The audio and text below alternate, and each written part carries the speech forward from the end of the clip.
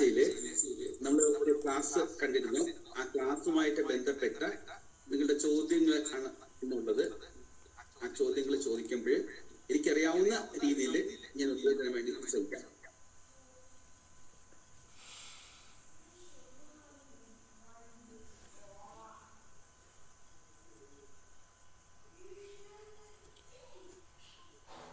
Just അതിനെക്കുറിച്ചൊന്ന് സൂചിപ്പിച്ചിട്ട് class തുടങ്ങാം sir. സംശയങ്ങളിലേക്ക് കിടക്കാം.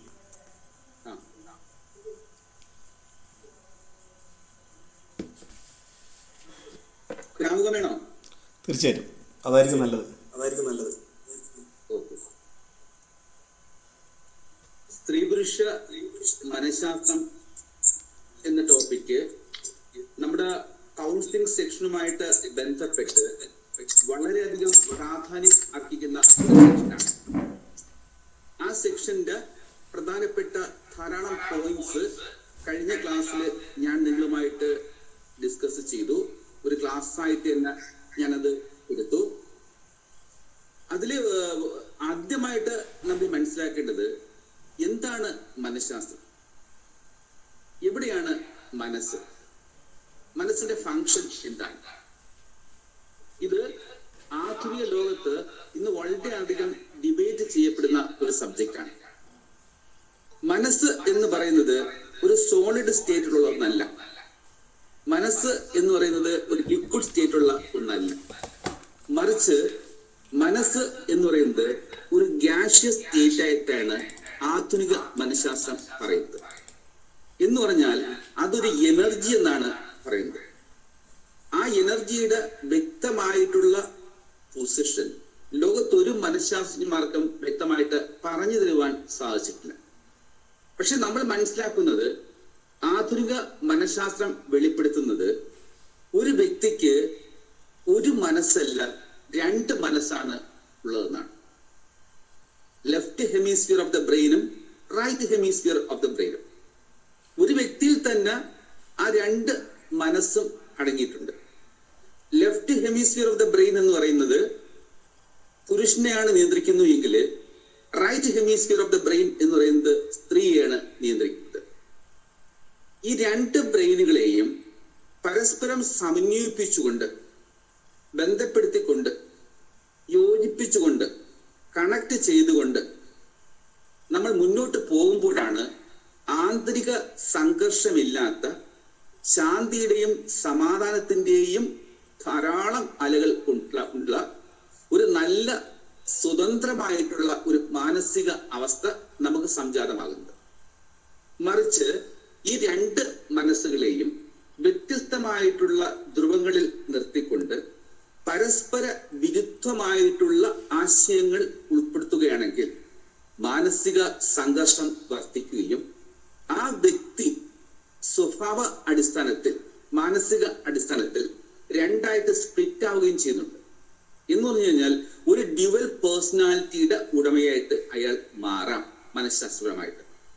അതുകൊണ്ട് ഈ രണ്ട് മനസ്സുകളെയും, ലെഫ്റ്റ് ഹെമിസ്ഫിയർ ഓഫ് ദ മൈൻഡും റൈറ്റ് ഹെമിസ്ഫിയർ ഓഫ് ദ മൈൻഡും ഒരുമിച്ച് ചേർത്ത് വെച്ചുകൊണ്ട് നമ്മൾ മുന്നോട്ട് പോവുകയാണെങ്കിൽ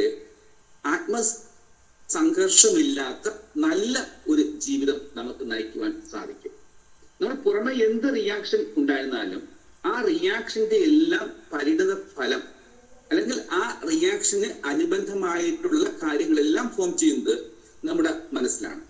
നാം ഒരു വ്യക്തിയോട് കൂടി ദേഷ്യഭാവം കാണിക്കുമ്പോൾ ആ വ്യക്തിയുമായിട്ട് ബന്ധപ്പെട്ടുണ്ടാകുന്ന പല ചിന്തകളും, പല ഇമോഷൻസും, പല ഫീലിങ്സും ഇൻ അഡ്വാൻസ് ആയിട്ട് ആ വ്യക്തിയിലേക്ക് വർക്കൗട്ട് ചെയ്യുന്നത് കൊണ്ടാണ് നമ്മൾ ആ ഒരു സന്ദർഭവുമായിട്ട് ആ വ്യക്തിയുമായിട്ട് ഇന്ററാക്ട് ആവുന്ന സമയത്ത് നമ്മുടെ മനസ്സിൽ അന്തർലീനമായിരിക്കുന്ന ആ ഒരു പ്രത്യേക വികാരം പുറത്തു വരുന്നത്. ഇത് മനുഷ്യന്റെ മാത്രം പ്രത്യേകതയാണ്. എന്ന് പറഞ്ഞാൽ അവന്റെ മനസ്സിന് തിങ്കിങ് കപ്പാസിറ്റി, ദാറ്റ് മീൻസ് ചിന്തയുണ്ട്. ആ ചിന്തയിൽ കൂടിയാണ് അവൻ വൈകാരികമായിട്ട് മുന്നോട്ട് പോകുന്നത്. ആ ചിന്തയും വൈകാരികമായിട്ടുള്ള കൂടിച്ചെല്ലും ഒരുമിച്ച് ചേരുമ്പോൾ അത് അവന്റെ ഫീലിങ്സ് ആയിട്ട് പരിവർത്തനം ചെയ്യുന്നു. ഈ ഫീലിങ്സ് അവന്റെ സ്വഭാവമായിട്ട് പരിണമിക്കുന്നു. സ്വഭാവം അവന്റെ ക്യാരക്ടറായിട്ട് തീരുന്നു.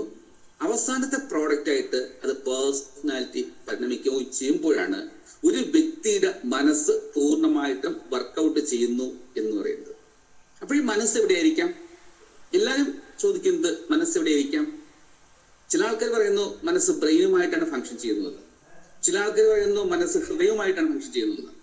ചില ആൾക്കാർ പറയുന്നു മനസ്സ് നമ്മളുടെ നാഡീവ്യൂഹവുമായിട്ട് പാരാസിമ്പതറ്റിക് സിസ്റ്റവുമായിട്ട് ബന്ധപ്പെട്ടിരിക്കുന്നു എന്ന് പറയുന്നത്. കുറച്ച് ആൾക്കാർ പറയുന്നു നമ്മുടെ മനസ്സെന്ന് പറയുന്നത് അൾടുഗെദർ ബോഡി ഫങ്ഷൻ ആണെന്ന് പറയുന്നുണ്ട്.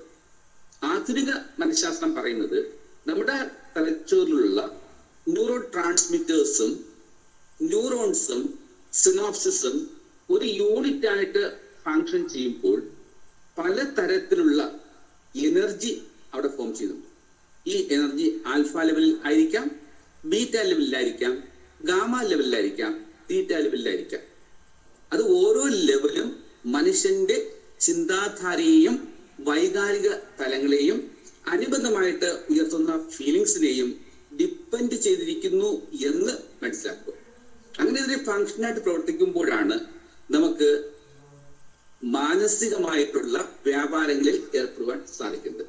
അങ്ങനെയാണെങ്കിൽ മനസ്സിന്റെ ആക്ട് പൊസിഷൻ എന്ന് പറയുന്നത് ഒരു സംശയമില്ലാതെ പറയാം ബ്രെയിനുമായിട്ട് കണക്ട് ചെയ്തിരിക്കുന്നതാണ്. അപ്പോൾ ന്യൂറോൺസ് ഉണ്ടെങ്കിൽ മാത്രമേ അവിടെ ആവേഗങ്ങൾ ഉണ്ടാവുകയുള്ളൂ. ന്യൂറോൺസ് കണക്ട് ചെയ്തെങ്കിൽ മാത്രമേ അവിടെ ശരിക്കും ചില ചിന്താധാര ഉണ്ടാവുകയുള്ളൂ. അങ്ങനെയാണെങ്കിൽ ബ്രെയിന് ഒരു ഹാർഡ്വെയർ ആണെങ്കിൽ മനസ്സ് ഒരു സോഫ്റ്റ്വെയർ ആണ്. ഈ ഹാർഡ്വെയറും സോഫ്റ്റ്വെയറും, ഹാർഡ്വെയർ ഇല്ലാതെ സോഫ്റ്റ്വെയർ നിൽക്കാനൊക്കത്തില്ല, സോഫ്റ്റ്വെയർ ഇല്ലാതെ ഹാർഡ്വെയർ നിൽക്കാനൊക്കത്തില്ല. അപ്പോൾ ബ്രെയിൻ ഡെഡ് ആവുകയാണെങ്കിൽ സ്വാഭാവികമായിട്ടും മനസ്സും ഡെഡായി എന്ന് നമുക്ക് മനസ്സിലാക്കുവാൻ സാധിക്കുന്നുണ്ട്. അങ്ങനെയാണെങ്കിൽ ഒരു വ്യക്തിയുടെ ആകെ ചിന്തയുടെയും അയാൾക്കുണ്ടായിരിക്കുന്ന വൈകാരിക വികാരങ്ങളുടെയും അതിൽ കൂടി ഉണ്ടാകുന്ന ഫീലിങ്സിന്റെയും ടോട്ടൽ തുകയാണ്, അല്ലെങ്കിൽ ടോട്ടൽ എനർജി ആണ് നമ്മളുടെ സബ് കോൺഷ്യസ് മനസ്സ് എന്ന് പറയുന്നത്. ഒരു വ്യക്തി മരണപ്പെടുന്ന സമയത്ത് അയാളുടെ ബോധ മനസ്സ് ബോഡിയോടൊപ്പം നശിക്കുമ്പോൾ അയാളുടെ ഉപബോധ മനസ്സ്, സബ് കോൺഷ്യസ് മനസ്സ്, അത് യൂണിവേഴ്സൽ മൈൻഡ് എന്ന് പറയുന്നത്, അത് നമ്മുടെ ബോഡിയിൽ നിന്നും റിലീസ് ആവുകയും അത് എവിടുന്നാണോ വന്നിരിക്കുന്നത് അത് തിരിച്ച് കോസ്മോസിൽ തന്നെ പോയിട്ട് ഒരു super sub conscious cosmic mind ആയിട്ട് വീണ്ടും പരിണമിക്കുന്നു എന്നാണ് ആധുനിക മനഃശാസ്ത്രത്തിന്റെ മറ്റൊരു കണ്ടെത്തൽ എന്ന് പറയുന്നത്. ഈ ഒരു പശ്ചാത്തലത്തിന്റെ ബേസിസിലാണ് ആധുനിക സ്ത്രീയുടെയും പുരുഷന്റെയും മനഃശാസ്ത്രം നമ്മൾ വീക്ഷിക്കുന്നത്. പുരുഷന്റെയും സ്ത്രീയുടെയും സ്വഭാവത്തിന്റെ 70% ഏറെക്കുറെ ഒരുപോലെയാണ്. വലിയ വ്യത്യാസങ്ങളൊന്നും തന്നെയില്ല. അത് പരസ്പര പൂരകങ്ങളായിട്ട് രണ്ടാൾക്കാരും പോകുന്നുണ്ട്. പക്ഷെ ഒരു 30% വ്യത്യസ്തമായിട്ടുള്ള തലങ്ങളുമായിട്ട് കണക്ട് ചെയ്യുന്നു. എന്ന് പറഞ്ഞു കഴിഞ്ഞാൽ ഒന്ന് പോസിറ്റീവ് ആണെങ്കിൽ അടുത്തത് നെഗറ്റീവ് ആയിരിക്കും. ഒന്ന് ഉത്തര ധ്രുവത്തിലാണെങ്കിൽ മറ്റത് ദക്ഷിണ ധ്രുവത്തിൽ ആയിരിക്കും. അപ്പോൾ രണ്ട് ധ്രുവങ്ങളുടെയും ഒരു വികേന്ദ്രീകരണം നമുക്ക് സ്ത്രീയുടെയും പുരുഷന്റെയും സ്വഭാവത്തിൽ കാണുവാൻ സാധിക്കുന്നുണ്ട്. പക്ഷെ ഈ രണ്ട് സ്വഭാവ രീതികളും രണ്ട് തലത്തിലാണെങ്കിലും ആ രണ്ട് തലത്തിലുള്ള സ്വഭാവ രീതികളെ ഏകോപിച്ചുകൊണ്ട് അവർക്ക് ചിന്താധാര അടിസ്ഥാനത്തിൽ പ്രവർത്തിക്കാൻ സാധിക്കുന്നു എങ്കിൽ ഒരു പ്രശ്നത്തിന് രൂക്ഷമായിട്ടുള്ള ഒരു തലത്തിലേക്ക് പോകേണ്ട ആവശ്യമില്ല. അത് ഒരു രമ്യതയുടെ തലത്തിലേക്ക് പോകാൻ സാധിക്കും. അതിനെയാണ് adjustment phase of psychological reality എന്ന് നമ്മൾ പറഞ്ഞു വെക്കുന്നത്. അത് നമുക്ക് പല സന്ദർഭങ്ങളിലും മനസ്സിലാക്കാൻ സാധിക്കുന്നുണ്ട്. അപ്പോൾ പുരുഷനെ സംബന്ധിച്ചിടത്തോളം അവന്റെ left hemisphere of the brain എന്ന് പറയുന്നത് ഡോമിനേറ്റിംഗ് ബ്രെയിൻ ആണ്. ഒരു സ്ത്രീയെ സംബന്ധിച്ചിടത്തോളം അവളുടെ right hemisphere of the brain എന്ന് പറയുന്നത് accepting domain of the brain ആണ്. എന്ന് വെച്ചാൽ സ്വീകരിക്കുക, അല്ലെങ്കിൽ മറ്റുള്ള ആൾക്കാരുടെ കാര്യങ്ങളുമായിട്ട് ബന്ധപ്പെട്ട് മുന്നോട്ട് പോവുക, അവരുടെ സ്നേഹം പങ്കുവെച്ച് മുന്നോട്ട് പോവുക, മറ്റുള്ള അഭിപ്രായത്തെ സ്വന്തം അഭിപ്രായമായിട്ട് സ്വാധീനിച്ച് മുന്നോട്ട് പോവുക, മറ്റുള്ള വ്യക്തികളിലേക്ക് സ്വന്തമായിട്ട് ആധിപത്യം ഉറപ്പിക്കുന്ന മനോഭാവം ബഹുഭൂരിപക്ഷം സ്ത്രീകൾക്കും ഇല്ല എന്ന് തന്നെ പറയും. എന്ന് പറഞ്ഞാൽ പുരുഷന്റെ ഭാഗത്താണ് ഡൊമൈൻ സ്ട്രോങ് ആയിട്ട് വരുന്നത്, അല്ലെങ്കിൽ ആധിപത്യ മനോഭാവം പുരുഷന്റെ ഭാഗത്തേക്കാണ് വരുന്നത്. അങ്ങനെയാണെങ്കിൽ ആ ആധിപത്യ മനോഭാവത്തിന്റെ ഭാഗമായിട്ടാണ് നമുക്ക് ഈഗോ എന്ന് പറയുന്ന വളരെ ഹിഡൻ ആയിട്ടുള്ള ഒരു സൈക്കോളജിക്കൽ സ്ട്രൈക്കിംഗ് ഫോഴ്സ് ഉണ്ടാകുന്നത്. അത് സ്ത്രീകളിലും ഉണ്ടാകാറുണ്ട്. പക്ഷെ പ്രഗത്ഭമായിട്ട് കാണുന്നത് പുരുഷനാണ്. അപ്പൊ ഡോമിനേറ്റിംഗ് മൈൻഡ് കൂടുതലായിട്ട് വർക്കൗട്ട് ചെയ്യുന്നതുകൊണ്ടാണ്. അപ്പോൾ പുരുഷന്റെ ഈഗോ ഡൊമൈൻ വർക്കൗട്ട് ചെയ്യുന്ന സമയത്ത്, അത് ഉയർന്നു വരുന്ന സമയത്ത് സ്വാഭാവികമായിട്ടും അവന്റെ റൈറ്റ് ഹെമിസ്ഫിയറുമായിട്ട് ബന്ധപ്പെട്ടിരിക്കുന്ന സ്നേഹത്തിന്റെ ഡൊമൈൻ താഴുകയാണ് ചെയ്യുന്നത്. മറിച്ച് സ്ത്രീയിലേക്ക് വരുന്ന സമയത്ത് അവരുടെ ബ്രെയിന് റൈറ്റ് ഹെമിസ്ഫിയർ ആയതുകൊണ്ട് അവരുടെ സ്നേഹത്തിന്റെ ഡൊമൈൻ ഉയരുമ്പോൾ അവരുടെ ഈഗോയുടെ ഡൊമൈൻ താഴുകയാണ് ചെയ്യുന്നത്. അപ്പോൾ സ്ത്രീയിലും സ്നേഹമുണ്ട്, ഈഗോയുമുണ്ട്. പുരുഷനിലും സ്നേഹമുണ്ട്, ഈഗോയുണ്ട്. അപ്പോൾ സ്ത്രീയുടെ സ്നേഹം എന്ന് പറയുന്നത് അത് ഉയർന്ന തലത്തിലുള്ളതാണ്. കാര്യം സ്ത്രീക്ക് അമ്മയാകാൻ സാധിക്കുന്നു, ഒരു പുതിയ ജീവന് ജന്മം കൊടുക്കാൻ സാധിക്കുന്നു. അതുകൊണ്ട് അവർക്കൊരു യൂണിവേഴ്സൽ ലവിന്റെ റെപ്രസെന്റേഷൻ ഉള്ളത് കൊണ്ട് അവരുടെ സ്നേഹം വളരെ വ്യക്തമായിട്ട് ആ ഒരു മീൻസ് ഡൊമൈനിൽ പ്രതിഫലിക്കും. അപ്പൊ ആ സ്നേഹം പ്രകടിപ്പിക്കുക, ആ സ്നേഹം പ്രദർശിപ്പിക്കുക, ആ സ്നേഹം കൊടുക്കുക. കൊടുക്കുന്ന സ്നേഹം പൂർണ്ണമായിട്ടും തിരിച്ചു കിട്ടിയില്ലെങ്കിലും കിട്ടണം എന്ന് മനസ്സുകൊണ്ട് ആഗ്രഹിക്കുന്ന ആൾക്കാരാണ് സ്ത്രീകൾ എന്ന് പറയുന്നത്. Give and take policy. അപ്പോൾ സ്ത്രീയെ സംബന്ധിച്ചിടത്തോളം ഒരു പുരുഷനിൽ നിന്നും എല്ലാം കിട്ടാൻ വേണ്ടി അവൾ ആഗ്രഹിക്കുന്നില്ല. അവൾക്ക് വിലപിടിപ്പുള്ള ഒരു വസ്തുക്കളും ആഗ്രഹിക്കുന്നില്ല. സ്വർണം ആഗ്രഹിക്കുന്നില്ല, ഡയമണ്ട് ആഗ്രഹിക്കുന്നില്ല, വസ്തു ആഗ്രഹിക്കുന്നില്ല, വലിയ പണമൊന്നും ആഗ്രഹിക്കുന്നില്ല. പക്ഷെ അവളുടെ മനസ്സിനെ സാറ്റിസ്ഫൈ ചെയ്യുന്ന ചെറിയ ചെറിയ കാര്യങ്ങളുണ്ട്.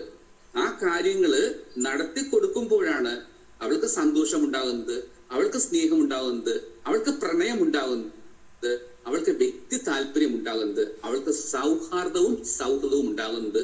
അങ്ങനെ രണ്ട് മനസ്സുകള് ഉപാധിയില്ലാതെ സമ്മേളിച്ച് ഒന്നായിട്ട് മാറുക. ഈ രീതിയിൽ സംശയം ചോദിക്കട്ടെ. കഴിഞ്ഞ ക്ലാസ് കഴിഞ്ഞ സമയത്ത് നമ്മുടെ ഗ്രൂപ്പിലുള്ള നമ്മുടെ വത്സരാജൻ എന്ന് പറയുന്ന അദ്ദേഹം ചോദിച്ചൊരു ചോദ്യമാണ് നമുക്ക് ചോദിക്കാൻ വേണ്ടി. അതായത് ചില വീടുകളിൽ സ്ത്രീകൾ പുരുഷ മേധാവിത്വവും പുരുഷന് സ്ത്രീയുടെ സ്വഭാവവും കണ്ടുവരുന്നുണ്ട്. ഇവിടെയും പ്രശ്നങ്ങൾ കാണാറുണ്ട്. ഇവിടെ സ്ത്രീ പുരുഷ സ്വഭാവ രീതിയിൽ പറഞ്ഞാൽ അവർക്ക് ഉൾക്കൊള്ളാൻ കഴിയുമോ എന്നാണ് അദ്ദേഹത്തിന്റെ സംശയം. ഓക്കെ, നല്ല ചോദ്യമാണ്. ഈ ചോദ്യത്തിന്റെ ബേസിക് കാര്യം ഞാൻ ഇത്രദിനം പറഞ്ഞു വന്നതുമായിട്ട് ബന്ധപ്പെട്ടിരിക്കുകയാണ്. ഒരു പുരുഷന്റെ ബ്രെയിൻ എന്ന് പറയുന്നത് left hemisphere of the brain ആണ്. ഇടത് ഭാഗത്തെ തലച്ചോറാണ് അവന് പക്വം ചെയ്യുന്നത്. ഒരു സ്ത്രീയെ സംബന്ധിച്ചിടത്തോളം right hemisphere of the brain ആണ്, വലത് ഭാഗത്തെ ബ്രെയിൻ ആണ്. ഒരു പുരുഷന് ആ ഒരു ഇടത് ഭാഗത്തെ ബ്രെയിനില് ഏറ്റവും കൂടുതൽ ആധിപത്യം ഉണ്ടാക്കുവാനുള്ള അടിസ്ഥാന രാസവസ്തു എന്ന് പറയുന്നത് ടെസ്റ്റോസ്റ്റെറോൺ എന്ന ഹോർമോണാണ്. ഈ ടെസ്റ്റോസ്റ്റെറോൺ എന്ന ഹോർമോണ് അധികമായിട്ട് അവന്റെ ബോഡിയിൽ ഉൽപ്പാദിപ്പിക്കുമ്പോൾ ആ ഒരു ഡോമിനേറ്റിംഗ് മെന്റാലിറ്റി അവന് കൂടുകയാണ്. സ്വാഭാവികമായിട്ടും സ്ത്രീയുടെ സ്നേഹ തലത്തിൽ നിന്നും ഉയർന്ന തലത്തിലേക്ക് ഉയർന്ന് അവൻ സ്ത്രീയെ ഒന്ന് ഭരിക്കുവാൻ വേണ്ടി ആഗ്രഹിക്കുന്നു, ആജ്ഞാപിക്കാൻ വേണ്ടി ആഗ്രഹിക്കുന്നു. എല്ലാ കാര്യങ്ങളിലും അവൻ്റെതായിട്ടുള്ള ഒരു വോയിസ് അവിടെ തെളിഞ്ഞു നിൽക്കണം എന്ന് അവൻ ആഗ്രഹിക്കുന്നു. എല്ലാ കാര്യങ്ങളിലും അവന്റെ നിയന്ത്രണം വേണമെന്ന് ആഗ്രഹിക്കുന്നു. അപ്പൊ അത് ഒരു പുരുഷ ഡൊമൈൻ ആയിട്ട് രൂപം കൊള്ളുന്നു. ഏറെക്കുറെ സ്ത്രീകൾക്ക് അത് ഇഷ്ടവുമാണ്. ഒരു 70% സ്ത്രീകളും അത് അംഗീകരിച്ചു കൊടുക്കുന്നുണ്ട്. അത് ഒരു കുടുംബ പശ്ചാത്തലത്തില് കാര്യങ്ങള് നേരായിട്ട് പോകണമെങ്കിൽ അത് ഏറെക്കുറെ വളരെ നല്ലൊരു ക്വാളിറ്റി ആയിട്ടാണ് ഒട്ടുമുക്കാൽ മനഃശാസ്ത്രം കാണുന്നത്. എങ്കിലും അതിന്റെ പരിധി ഉയർന്നു പോവുകയാണെങ്കിൽ പലതരത്തിലുള്ള സ്വരച്ചേർച്ചയും അവിടെ ഉണ്ടാവുകയും വ്യക്തിബന്ധത്തിന് വിള്ളൽ സംഭവിക്കുകയും ചെയ്യുന്നുണ്ട്. പക്ഷെ ഇവിടെ ചോദിച്ച ചോദ്യം ഈ പുരുഷന്റെ ആ ഒരു ഡൊമൈൻ ഭാവം സ്ത്രീയിലേക്കാണ് കടന്നു വരുന്നത്. അപ്പോൾ പുരുഷന്റെ ക്യാരക്ടർ സ്ത്രീക്ക് കിട്ടുന്നു, സ്ത്രീയുടെ ക്യാരക്ടർ പുരുഷന് കിട്ടുന്നുണ്ട്. അങ്ങനെ സ്ത്രീയുടെ ക്യാരക്ടർ പുരുഷന്റെ ക്യാരക്ടർ സ്ത്രീക്ക് കിട്ടുമ്പോൾ അവിടെ ഡൊമൈൻ ചെയ്യുന്നത് സ്ത്രീയാണ്. സ്വാഭാവികമായിട്ടും ആ ഡൊമൈൻ ചെയ്യേണ്ടതിന്റെ കാര്യം എന്ന് ചോദിച്ചു കഴിഞ്ഞാൽ ആ സ്ത്രീയുടെ ശരീരത്തിൽ ഉൽപ്പാദിപ്പിക്കേണ്ട ഹോർമോൺ ഈസ്ട്രോജനാണ്. മറ്റേ കുറച്ച് മാത്രമേ ടെസ്റ്റോസ്റ്റെറോൺ എന്നുള്ള പുരുഷ ഹോർമോൺ ഉൽപ്പാദിപ്പിക്കാൻ പാടുള്ളൂ. പക്ഷെ ആക്ച്വലി അവിടെ സംഭവിക്കുന്നത് ഈസ്ട്രോജൻ ഹോർമോണിന് ഏകദേശം തുല്യമായിട്ട് ടെസ്റ്റോസ്റ്റെറോൺ എന്ന ഹോർമോൺ ഉൽപ്പാദിപ്പിക്കുന്ന സമയത്ത് സ്ത്രീയുടെ ആജ്ഞാശക്തി വർദ്ധിക്കുന്നു, സ്ത്രീയുടെ ഡോമിനേറ്റിംഗ് ഭാവം വർദ്ധിക്കുന്നു. സ്വാഭാവികമായിട്ടും അവളുടെ സ്നേഹവിശാലത എന്ന ഭാഗത്ത് ഈഗോയുടെ ഒരു ചെറിയ അംശം കടന്നുകൂടുകയും പുരുഷൻ ഏത് ട്രാക്കിൽ കൂടിയാണോ പോകുന്നത് ആ ട്രാക്കിൽ കൂടി തന്നെ അവര് പോകാൻ തുടങ്ങുന്നു. ഫോർ എക്സാമ്പിൾ, സ്ത്രീ ശാക്തീകരണത്തിന് വേണ്ടി ശക്തമായിട്ട് വാദിക്കുന്ന സ്ത്രീകൾ എടുക്കുന്നുവെങ്കിൽ അവർക്ക് ഒരു പുരുഷ നേച്ചറായി ഉള്ളത്. അപ്പോൾ പുരുഷനെ ഏത് രീതിയിലാണോ ഡോമിനേറ്റ് ചെയ്യുന്നത് ആ ഒരു ഡോമിനേഷനാണ് അവർക്ക് അവിടെ വരാൻ സാധിക്കുന്നത്. ഈ ഒരു സ്ത്രീ കുടുംബ പശ്ചാത്തലത്തിലേക്ക് കടന്നു വരുന്ന സമയത്ത് സ്വാഭാവികമായിട്ടും അവരുടെ അജ്ഞാശക്തി കൊണ്ട്, അവരുടെ പ്രസരിപ്പ് കൊണ്ട്, അല്ലെങ്കിൽ അവരുടെ ആ ഇച്ഛാശക്തി കൊണ്ട് പുരുഷന്റെ പല മേൽക്കോയ്മകളെയും കീഴ്പ്പെടുത്തുവാൻ സാധിക്കുന്നു. അല്ലെങ്കിൽ അവന്റെ വാക്ക് കേൾക്കുവാൻ അവർ തയ്യാറില്ലാതെ വരുന്നു. അല്ലെങ്കിൽ അവൻ ചെയ്യുന്ന എല്ലാ പ്രവർത്തനത്തിലും അവർക്ക് ഒരു ക്രിട്ടിസൈസിങ് ആറ്റിറ്റ്യൂഡ് ഉണ്ടാകുന്നു. അവിടെ ഒരു പ്രോപ്പർ ആയിട്ടുള്ള ഇവാലുവേഷനോ പ്രോപ്പർ ആയിട്ടുള്ള അഡ്ജസ്റ്റ്മെന്റോ അല്ലെങ്കിൽ പ്രോപ്പർ ആയിട്ടുള്ള ഒരു കമ്മ്യൂണിക്കേഷനോ നടക്കുന്നില്ല. സ്വാഭാവികമായിട്ടും സ്വരച്ചേർച്ചയുടെ ഗ്യാപ്പ് വർദ്ധിക്കുകയും അത് ഒരു രൂക്ഷമായിട്ടുള്ള അഭിപ്രായ വ്യത്യാസത്തിലേക്ക് പോകുന്നുണ്ട്. ഈ അഭിപ്രായ വ്യത്യാസം പുരുഷനെ സംബന്ധിച്ചിടത്തോളം ഒരു ഇൻഫീരിയോറിറ്റി കോംപ്ലക്സ് ക്രിയേറ്റ് ചെയ്യും. തൽഫലമായിട്ട് അവന്റെ ഭാഗത്തു നിന്ന് ഉണ്ടാകുന്ന റിയാക്ഷൻസ് പലപ്പോഴും കുടുംബത്തില് അന്ധചിത്രത ഉണ്ടാവുകയും അത് ഒരു വലിയ വിള്ളൽ ആയിട്ട് പരിണമിക്കുകയും ഒരു പക്ഷേ അവർക്ക് ഡിവോഴ്സിന്റെ മേഖലയെ കുറിച്ച് ചിന്തിക്കാവുന്ന ഒരു തലത്തിലേക്ക് എത്തുകയും ചെയ്യുന്നുണ്ട്. അത് തീർച്ചയായിട്ടും പുരുഷന് അരാജകമായിട്ടുള്ള ഒരു സിറ്റുവേഷൻ ക്രിയേറ്റ് ചെയ്യും.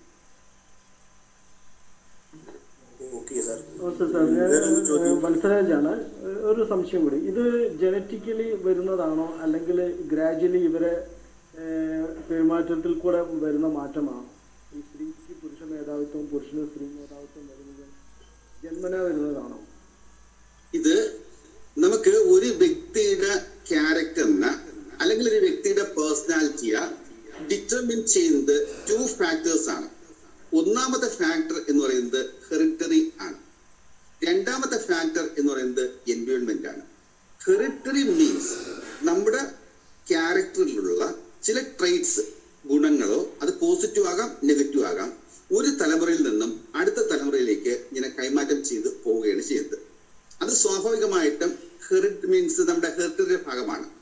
പക്ഷെ ഇതിനെ സംബന്ധിച്ചിടത്തോളം ഒരു ക്യാരക്ടർ ഫോർമേഷനാണ് അല്ലെങ്കിൽ ഒരു ബിഹേവിയർ ഫോർമേഷനാണ്. ഈ ക്യാരക്ടർ ഫോർമേഷനും ബിഹേവിയർ ഫോർമേഷനും പൂർണ്ണമായിട്ടും അവരുടെ ചിന്തയെയും അവരുടെ ഇമോഷൻസിനെയും അവരുടെ ഫീലിങ്സിനെയും ഡിപ്പെൻഡ് ചെയ്തിട്ടാണ് ഉണ്ടാകുന്നത്.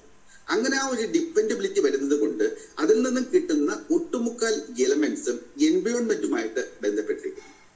ഒപ്പം ടെസ്റ്റോസ്റ്റെറോൺ എന്ന ഹോർമോണിന്റെ അതിശക്തമായിട്ടുള്ള ഒരു ഉൽപാദനവും ഇവിടെ അതിന് ആക്കം കൂട്ടുന്നു. എന്ന് പറഞ്ഞു കഴിഞ്ഞാൽ ഈ ഒരു ടെസ്റ്റോസ്റ്റെറോൺ എന്ന് പറയുന്നത് ഒരു കാറ്റലിസ്റ്റ് ആയിട്ടാണ് ഇവിടെ വർക്കൗട്ട് ചെയ്യുന്നത്. അങ്ങനെ കാറ്റലിസ്റ്റ് ആയിട്ട് വർക്കൗട്ട് ചെയ്യുന്ന സമയത്ത് സ്വാഭാവികമായിട്ടും ഒരു ഉയർന്ന ഡൊമൈനിലേക്ക് സ്ത്രീയെ എത്തിക്കുവാൻ അതിന് സാധിക്കും.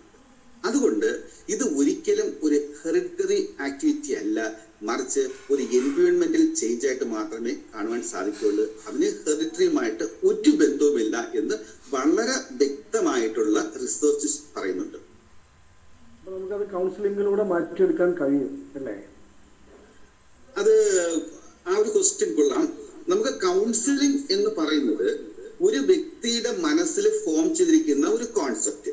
എന്താണ് കോൺസെപ്റ്റ് എന്ന് ചോദിച്ചു കഴിഞ്ഞാൽ ഒരു ഐഡിയ നമ്മളുടെ 5 പഞ്ചേന്ദ്രിയങ്ങളിൽ കൂടി നമ്മുടെ ബ്രെയിനിലേക്ക് റെക്കോർഡ് ചെയ്യുന്ന ഒരു പ്രോസസ്സിനെയാണ് കോൺസെപ്റ്റ് എന്ന് പറയുന്നത്. A concept is formed in the mind of the person through 5 sense organs എന്നാണ് പറയുന്നത്. അപ്പൊ ആ ഒരു കോൺസെപ്റ്റ് ഫോം ചെയ്ത് കഴിഞ്ഞാൽ ആ കോൺസെപ്റ്റിന് ഒരു നല്ല റിജിഡിറ്റി ഉണ്ടാകും. അതൊരു പോസിറ്റീവ് കോൺസെപ്റ്റ് ആകാം, നെഗറ്റീവ് കോൺസെപ്റ്റ് ആകാം. ചിലപ്പോഴും ഒരു വ്യക്തിക്ക് ഏറ്റവും കൂടുതൽ താല്പര്യം നെഗറ്റീവ് കോൺസെപ്റ്റിനോട് കൂടിയായിരിക്കും. അങ്ങനെ നെഗറ്റീവ് കോൺസെപ്റ്റിനോട് കൂടി താല്പര്യം ഉണ്ടാകുന്നെങ്കിൽ അതിന്റെ റൂട്ട് വളരെ ഫാസ്റ്റ് ആയിട്ട് അയാളുടെ മനസ്സിലേക്ക് കടന്നു കൂടുന്നുണ്ട്. അപ്പൊ അത് ശക്തമായിട്ട് അയാള് സ്റ്റിക്ക് ഓൺ ചെയ്യുന്നുണ്ട്. ഈ സമയത്ത് നമ്മൾ കൗൺസിലിംഗ് കൊടുക്കുന്നുവെങ്കിൽ കൗൺസിലിംഗ് കൊണ്ട് മാറ്റം സംഭവിക്കുന്നത് ഒരുപക്ഷെ അയാളുടെ ആറ്റിറ്റ്യൂഡിനാണെങ്കിലും, പക്ഷെ ആറ്റിറ്റ്യൂഡുമായിട്ട് ബന്ധപ്പെട്ട് സ്ട്രോങ് ആയിട്ട് കിടക്കുന്ന ആ ഒരു കോൺസെപ്റ്റിലേക്ക് നമ്മളുടെ കൗൺസിലിംഗ് ഇറങ്ങി ചെല്ലത്തില്ല. അപ്പൊ സ്വാഭാവികമായിട്ടും നമ്മൾ എന്താണോ ഉദ്ദേശിക്കുന്നത് ആ ഉദ്ദേശിക്കുന്ന തലത്തിലേക്ക് കൗൺസിലിങ്ങിന് എത്തിച്ചേരാൻ സാധിക്കാത്തത് കൊണ്ട് നമ്മളവിടെ തെറാപ്പി പോലെയുള്ള മെന്റൽ തെറാപ്പി പോലെയുള്ള ചില കൗൺസിലിങ്ങിനെയും കാട്ടിയും അഡ്വാൻസ്ഡ് ആയിട്ടുള്ള ടെക്നിക്ക് അപ്ലൈ ചെയ്യുമ്പോൾ നമുക്ക് 2-3 സെക്ഷനിൽ കൂടി നമുക്ക് കൗൺസിലിംഗ് കൗൺസിലിങ്ങും തെറാപ്പിയും കമ്പൈൻ ചെയ്ത് എഗ്നിസ്റ്റിക് ഫോമിൽ നമുക്ക് കൊടുക്കുകയാണെങ്കിൽ ഒരു പക്ഷേ നമുക്ക് അത് പൂർണ്ണമായിട്ടും മാറ്റിയെടുക്കാൻ സാധിക്കും. അതല്ല എങ്കിൽ ഹിപ്നോട്ടിക് കൗൺസിലിംഗ്, ഹിപ്നോസിസ് എന്ന പ്രോസസ്സിൽ കൂടി ഇതുമായിട്ട് ബന്ധപ്പെട്ടിരിക്കുന്ന ഒരു എനർജി ലെവലുണ്ട്.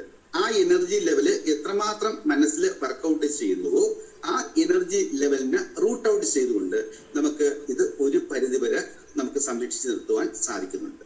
എന്ന് പറഞ്ഞാൽ ഇത് നമുക്ക് കൗൺസിലിംഗ് കൊണ്ട് പൂർണ്ണമായിട്ടും മാറ്റിയെടുക്കാൻ സാധിക്കത്തില്ല. ഒരു 40 to 50% സക്സസ് ആയിരിക്കും. കുറെ കാലം കഴിഞ്ഞ ശേഷം വീണ്ടും അത് റിപ്പീറ്റ് ചെയ്തൊന്നും ഇരിക്കുന്നുണ്ട്. അതിന് പൂർണ്ണമായിട്ടുള്ള ഒരു വിരാമം എണ്ണമെങ്കിൽ നമ്മൾ നല്ല രീതിയിൽ എക്ലിസ്റ്റിക് കൗൺസിലിംഗ്, ദാറ്റ് മീൻസ് നമ്മളുടെ റിയൽ കൗൺസിലിംഗ് പ്രോസസ്സും തെറാപ്പിയും കൂടി കമ്പൈൻ ചെയ്ത് ഒരു 3-4 സെക്ഷൻ അല്ലെങ്കിൽ 4-5 സെക്ഷൻ പീരീഡ് വൈസ് ആയിട്ട് കൊടുത്തെങ്കിൽ മാത്രമേ അതിന്റെ സൊല്യൂഷൻ ആവുകയുള്ളൂ. സർ, അതുപോലെ ഈഗോ നമുക്ക് മാറ്റിയെടുക്കാൻ പറ്റുമോ? മാഡം, ഈഗോയെ കുറിച്ചുള്ള ഈ ചോദ്യം വളരെ നല്ലൊരു ചോദ്യമാണ്. ഞാൻ ആദ്യമായിട്ട് ഒരു ചെറിയൊരു കോൺസെപ്റ്റിലേക്ക് ഈഗോ എത്തിക്കാൻ പോവുകയാണ്. ഒരു ബസ് അല്ലെങ്കിൽ ഒരു കാറ് അല്ലെങ്കിൽ ഒരു വീട് അല്ലെങ്കിൽ രഥം എന്തിനായിക്കൊണ്ട് എന്താണ് ബസ് എന്ന് ചോദിച്ചു കഴിഞ്ഞാൽ കുറെ വസ്തുക്കള് ഒരു പ്രത്യേക പ്രപ്പോർഷണാലിറ്റിയിൽ ചേർത്ത് വെച്ച് ഉണ്ടാക്കുന്ന ഒരു വാഹനത്തിനെയാണ് നല്ല ബസ് എന്ന് പറയുന്നത്. ഉദാഹരണമായിട്ട് ഒരു ബസ്സിന്റെ 4 ടയറും അകത്ത് മാറ്റിയിട്ട് നമ്മൾ ചോദിക്കുന്നു ഇതാണോ ബസ് എന്ന് ചോദിക്കുന്നു. അല്ല. ബസ്സിന്റെ സ്റ്റിയറിംഗ് അകത്ത് വെച്ചതിന് ശേഷം ചോദിക്കുന്നു ഇതാണോ ബസ് എന്ന്. അത് ബസ്സല്ല. അങ്ങനെ ബസ്സിന്റെ ഓരോ ഭാഗവും അകത്ത് മാറ്റിയിട്ട് നമ്മൾ ചോദിക്കുന്നു ഇതാണോ ബസ്, ഇതാണോ ബസ് എന്ന്. ഒരിക്കലും നമ്മൾ ഇതല്ല ബസ് എന്ന് പറയുന്നുണ്ട്. എല്ലാം കഴിഞ്ഞതിന് ശേഷം ബസ് എവിടെ പോയി എന്ന് ചോദിച്ചു കഴിഞ്ഞാൽ അവിടെ ഒരു ആൻസർ ഇല്ല.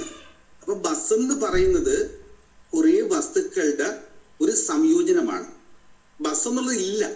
അത് നമ്മൾ കൊടുത്തിരിക്കുന്ന ഒരു ഇമാജിനറി കോൺസെപ്റ്റ് ആണ്. ഇത് തന്നെയാണ് ഭൂമിയിലെ ഏത് പ്രതിഭാസവുമായിട്ട് ബന്ധപ്പെട്ടിരിക്കുന്നത്. അപ്പോൾ ഒരു പുരുഷൻ എന്ന് പറഞ്ഞാലും ഒരു സ്ത്രീ എന്ന് പറഞ്ഞാലും കുറെ പാർട്സ് ഇങ്ങനെ കമ്പൈൻ ചെയ്ത് വെച്ചിരിക്കുകയാണ്.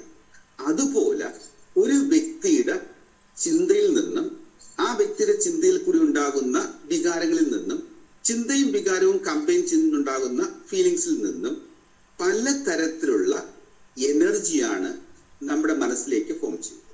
അങ്ങനെ പലതരത്തിലുള്ള എനർജി മനസ്സിൽ ഫോം ചെയ്യുന്ന സമയത്ത് ആ എനർജി എല്ലാം ഓരോ ലെവലിലായിരിക്കും ഫോം ചെയ്യുന്നത്. ചിലപ്പോൾ ആൽഫ ലെവലായിരിക്കും, ചിലപ്പോൾ ബീറ്റ ലെവലായിരിക്കും, തീറ്റ ലെവലായിരിക്കും, ഗാമ ലെവലായിരിക്കും. അങ്ങനെ ഇതെല്ലാം കൂടി കമ്പൈൻ ചെയ്തുകൊണ്ട് മുന്നോട്ട് പോകുന്നുണ്ട്. ഉദാഹരണമായിട്ട് ഓക്സിജനും ഹൈഡ്രജനും കമ്പൈൻ ചെയ്ത് വാട്ടർ ഉണ്ടാകുന്നത് പോലെയും അതുപോലെ തന്നെ H2SO4 ഹൈഡ്രജനും സൾഫറും ഓക്സിജനും കൂടി ചേർന്ന് സൾഫ്യൂരിക് ആസിഡ് ഉണ്ടാകുന്നത് പോലെയും ഇതേപോലെയുള്ള പല എനർജി ലെവല് കമ്പൈൻ ചെയ്തുകൊണ്ട് നമ്മുടെ ചിന്തയ്ക്കും ഫീലിങ്സിനും ഇമോഷൻസിനും അനുബന്ധമായിട്ട് ചില പ്രത്യേക തരം അനുഭൂതിയും അനുഭവങ്ങളും നമ്മുടെ ബ്രെയിനിൽ ഫോം ചെയ്യുന്ന സമയത്ത് അത് ഒരു പക്ഷേ നമുക്ക് ഈഗോ എന്ന് വിളിച്ചേക്കും. ആക്ച്വലി ഇതാണ് ഈഗോ എന്ന് പറയുന്നത്. അല്ലാതെ ഒരു വ്യക്തിക്കും എവിടെയാണ് ഈഗോ എന്നോ എന്താണ് ഈഗോ എന്നോ ഒന്ന് വ്യക്തമാക്കാൻ ഒക്കത്തില്ല. ഇത് ആ വ്യക്തിയുടെ സ്വഭാവത്തിൽ കൂടി ഉണ്ടാകുന്ന അതൊരു പ്രത്യേക വാക്കാണ്. ആ ഒരു ബിഹേവിയറൽ പാറ്റേണിൽ കൂടി ഉണ്ടാകുന്ന ഒരു ബൈ പ്രോഡക്റ്റ് ആണ്. ഈ സ്വഭാവത്തിന്റെ കൂടെ ഉണ്ടാകുന്ന മറ്റൊരു ബൈ പ്രോഡക്റ്റ് ആണ് സ്നേഹം എന്ന് പറയുന്നത്. ഇത് രണ്ട് ധ്രുവങ്ങളിലാണ്. ഈഗോ ഒരു ധ്രുവത്തിലാണ്, സ്നേഹം ഒരു ധ്രുവത്തിലാണ്. എത്രമാത്രം ഈഗോ കൂടുന്നുവോ അത്രമാത്രം സ്നേഹം കുറയുകയാണത്. എത്രമാത്രം സ്നേഹം കൂടുന്നുവോ അത്രമാത്രം ഈഗോ കുറയുകയാണത്. ഒരു ചെറിയ എക്സാമ്പിള്, ഒരു വ്യക്തിക്ക് സെക്സ് നന്നായിട്ട് ആസ്വദിക്കണമെങ്കിൽ അയാളുടെ ബിഹേവിയറിസത്തില് ഈഗോ പാടില്ല. ഈഗോ എത്രമാത്രം കൂടിയിരിക്കുന്നുവോ അത്രമാത്രം ക്വാളിറ്റി ആയിട്ടുള്ള സെക്സ് അയാൾക്ക് ആസ്വദിക്കാൻ സാധിക്കത്തില്ല. അയാളുടെ സ്വഭാവത്തിൽ എത്രമാത്രം സ്നേഹം കൂടിയിരിക്കുന്നുവോ അനുബന്ധമായിട്ട് അത്രയും ഈഗോ കുറഞ്ഞിരിക്കും. അപ്പോൾ അയാൾക്ക് നല്ല രീതിയിൽ സെക്സ് ആസ്വദിക്കാൻ സാധിക്കും. അപ്പോൾ ഈഗോ എന്ന് പറയുന്നത് നമ്മുടെ സ്വാഭാവിക പ്രതിഭാസമല്ല എങ്കിലും അസ്വാഭാവികമാണെന്ന് നമുക്ക് നിശ്ചയിക്കാൻ സാധിച്ചില്ല എങ്കിലും നമ്മളുടെ ബിഹേവിയർ പാറ്റേൺ ക്രിയേറ്റ് ചെയ്യുന്ന ഒരു എനർജി ലെവലിന്റെ സമ്മിശ്രമാണ് ആ ഈഗോ എന്ന് പറയുന്നത്. ആ ഈഗോ നമുക്ക് ഒരിക്കലും എസ്കേപ്പ് ചെയ്ത് മുന്നോട്ട് പോകാൻ സാധിക്കത്തില്ല. ഇത് നമ്മളുടെ ഇഷ്ടത്തിന് ഫോം ചെയ്യുന്നതല്ല, ബ്രെയിനുമായിട്ടുള്ള ചില ന്യൂറോ ട്രാൻസ്മിറ്റേഴ്സിന്റെയും മീൻസ് ഹോർമോൺസിന്റെയും എല്ലാം പ്രവർത്തനം കൊണ്ടാണ് അത് നന്നായിട്ട് മുന്നോട്ട് പോകുന്നത്. പക്ഷെ പുരുഷന്മാരെ സംബന്ധിച്ചിടത്തോളം അവർക്ക് അധികാരമോഹം കൂടുതലാണ്. അയാൾക്ക് വലിയ സക്സസ് ഉണ്ടാക്കിയെടുക്കുന്നുള്ള താല്പര്യമുണ്ട്, വലിയ ഡ്രീമുണ്ട്, വലിയ പ്രോജക്റ്റ് ഉണ്ട്. അപ്പൊ ഇതെല്ലാം അവർക്ക് നേടണമെങ്കിൽ അവർക്ക് ഈഗോ അക്യൂർ ചെയ്യണം, അതെല്ലാം മുന്നോട്ട് പോക്കത്തില്ല. പക്ഷെ സ്ത്രീയെ സംബന്ധിച്ചിടത്തോളം ഇതൊക്കെ സെക്കൻഡറി ആണ്. അവർക്ക് പ്രൈമറി എന്ന് പറയുന്നത് അവരുടെ ഫാമിലിയാണ്, അവരുടെ കുട്ടികളാണ്, അവരുടെ ഹസ്ബൻഡാണ്, അവരുടെ പാരന്റ്സ് ആണ്, സജ്ജനങ്ങളാണ്. അപ്പൊ അവർക്ക് ഒരു ബന്ധത്തിൽ ഫോക്കസ് ചെയ്യുന്ന സമയത്ത് അവർ ഏറ്റവും കൂടുതൽ ഈഗോയ്ക്കായിട്ട് കാണുന്നത് അവർ സ്നേഹമാണ്. പക്ഷെ ഒരു വിഭാഗം ലേഡീസ് ഉണ്ട്, അവർ സ്നേഹത്തെക്കാട്ടിയും കൂടുതൽ കാണുന്നത് അധികാരമായിരിക്കും, പുരുഷനെ പോലെയാണ്. അതിന് പുരുഷ മേധാവിത്വമുള്ള ലേഡീസ് ആണ്. അപ്പൊ അവരിൽ ഈഗോ കൂടുതലായിരിക്കും. അതുകൊണ്ട് ഈഗോ എന്ന് പറയുന്നത് സ്ത്രീയിലുമുണ്ട് പുരുഷനിലുണ്ട്. പക്ഷെ പുരുഷനാണ് അത് ഏറ്റവും കൂടുതൽ വർക്കൗട്ട് ചെയ്യുന്നത്. അപ്പോൾ ഈഗോ എന്ന് പറയുന്നത് നമ്മൾ ഒരിക്കലും അതിനെ മാസ്റ്റേഴ്സ് ആക്കി മാറ്റാൻ പാടില്ല, സർവന്റ് ആക്കി മാറ്റും. അപ്പൊ സർവന്റ് ആക്കി മാറ്റുകയാണെങ്കിൽ ഈഗോ കൊണ്ട് നമുക്ക് വലിയ പ്രശ്നങ്ങളൊന്നും ഇല്ലാതെ നമുക്ക് ലൈഫ് നന്നായിട്ട് പോകാൻ സാധിക്കും. നമ്മൾ മേളിലോട്ട് പോകാൻ പാടില്ല, നമുക്ക് താഴെ മാത്രമേ പോകാൻ പാടുള്ളൂ. ചില ആൾക്കാരുടെ ഈഗോ എന്ന് പറയുന്നത് അവരുടെ സത്വം വരെ എത്തുന്നുണ്ട്, എന്ന് വെച്ചാൽ ബേസിക് കോശം വരെ എത്തുന്നുണ്ട്. അത്തരം ഈഗോ എന്ന് പറഞ്ഞു കഴിഞ്ഞാൽ അത് ഒരു വ്യക്തിക്ക് സഹിക്കാവുന്നതിന്റെ എത്രയോ മടങ്ങാണ്. അത്തരം വ്യക്തികൾക്ക് ഒരിക്കലും ഒരു കുടുംബ ജീവിതം നയിക്കുവാൻ സാധിക്കത്തില്ല. അവരെപ്പോഴും വലിയ ഫെയിലിയർ ആയിരിക്കും. ഓക്കെ സാറേ, ഞാൻ രഞ്ജിത്ത് തിരുവനന്തപുരത്തു നിന്നാണ്. സാറേ, നമ്മുടെ ഇപ്പോഴത്തെ ഒറ്റവാക്കിൽ പറയുകയാണെന്നുണ്ടെങ്കിൽ സ്ത്രീ പുരുഷനാകാനും ആഗ്രഹിക്കുന്നുണ്ട്, പുരുഷൻ സ്ത്രീ ആകാനും ആഗ്രഹിക്കുന്നുണ്ട്. ആ രീതിയിലുള്ള ഒരു ചേഞ്ചസ് ആണ് ഇപ്പോഴത്തെ യുവത്വത്തിൽ കൂടുതൽ കണ്ടുവരുന്നത്. അതായത് അനുകരണശീലം. ഈ ഒരു ശീലത്തിനെ കുറയ്ക്കാൻ നമ്മുടെ യുവത്വത്തിലേക്ക് കടന്നു വരുന്ന കുട്ടികളിൽ, സ്ത്രീ ആയാലും പുരുഷനായാലും കുട്ടികളിലേക്ക് ഇതിന് വേണ്ടിയിട്ട് നല്ലൊരു മാർഗനിർദ്ദേശം പകർന്നു കൊടുക്കാൻ നമുക്ക് കഴിയത്തില്ലേ സാർ? തീർച്ചയായും സാധിക്കും. കാര്യം വെച്ച് കഴിഞ്ഞാൽ ആധുനിക ലോകം എന്ന് പറയുന്നത് സ്ത്രീയും പുരുഷനും തമ്മിൽ വലിയ വ്യത്യാസമില്ലാതെ മുന്നോട്ട് പോകുന്ന ഒരു ലോകമാണ്. ഏകദേശം 30-35 വർഷം പുറകിലോട്ട് പോവുകയാണെങ്കിൽ ആ ലോകത്തില് ഏറെക്കുറെ പൂർണ്ണമായിട്ടുള്ള ആധിപത്യം പുരുഷന്മാർക്കാണെങ്കിൽ ആധുനിക ലോകത്തില് ഏറെക്കുറെ ആധിപത്യം സ്ത്രീക്കും പുരുഷനും എന്ന് തന്നെ പറയാം. പക്ഷേ ഇനിയും ലോകം ഒരു 5-10 വർഷം മുന്നോട്ട് പോകുമ്പോൾ പുരുഷന്മാരുടെ ആധിപത്യം കുറയുകയും സ്ത്രീയുടെ ആധിപത്യം കൂടുകയും ചെയ്യാം എന്നുള്ള ഒരു ഹൈപ്പോത്തിസിസ്, ഒരു അസംഷനിലാണ് നമ്മളുടെ സോഷ്യോളജിസ്റ്റും അതുപോലെ തന്നെ മാനവിക ശാസ്ത്രത്തെ കുറിച്ച് പഠിക്കുന്ന പല ശാസ്ത്രജ്ഞന്മാരും മുന്നിൽ കാണുന്നത്. ഇവിടെ നമുക്ക് കാണാൻ സാധിക്കുന്നത് പുരുഷന്റെ ക്വാളിറ്റീസ് പലതും സ്ത്രീകൾ ഉൾക്കൊള്ളുന്നു, സ്ത്രീകളുടെ പല ക്വാളിറ്റീസും പുരുഷന്മാരും ഉൾക്കൊള്ളുന്നുണ്ട്. എന്ന് പറഞ്ഞാൽ പുരുഷനിൽ നിന്നും സ്ത്രീയിലേക്കും സ്ത്രീയിൽ നിന്നും പുരുഷനിലേക്കുമുള്ള അകലം ഇന്ന് വളരെയധികം കുറഞ്ഞു വന്നിരിക്കുന്നു. സാറ് പറഞ്ഞതുപോലെ ഒട്ടുമുക്കാലും ഇമിറ്റേഷനാണ്. ഫോർ എക്സാമ്പിൾ, പണ്ടത്തെ കാലത്ത് സ്ത്രീകളാണ് തലയിൽ കെട്ടിവെച്ചുകൊണ്ട് നടക്കുന്നത്, ഉച്ചിൽ കെട്ടിവെച്ച് നടക്കുന്ന സ്ത്രീകളാണ്.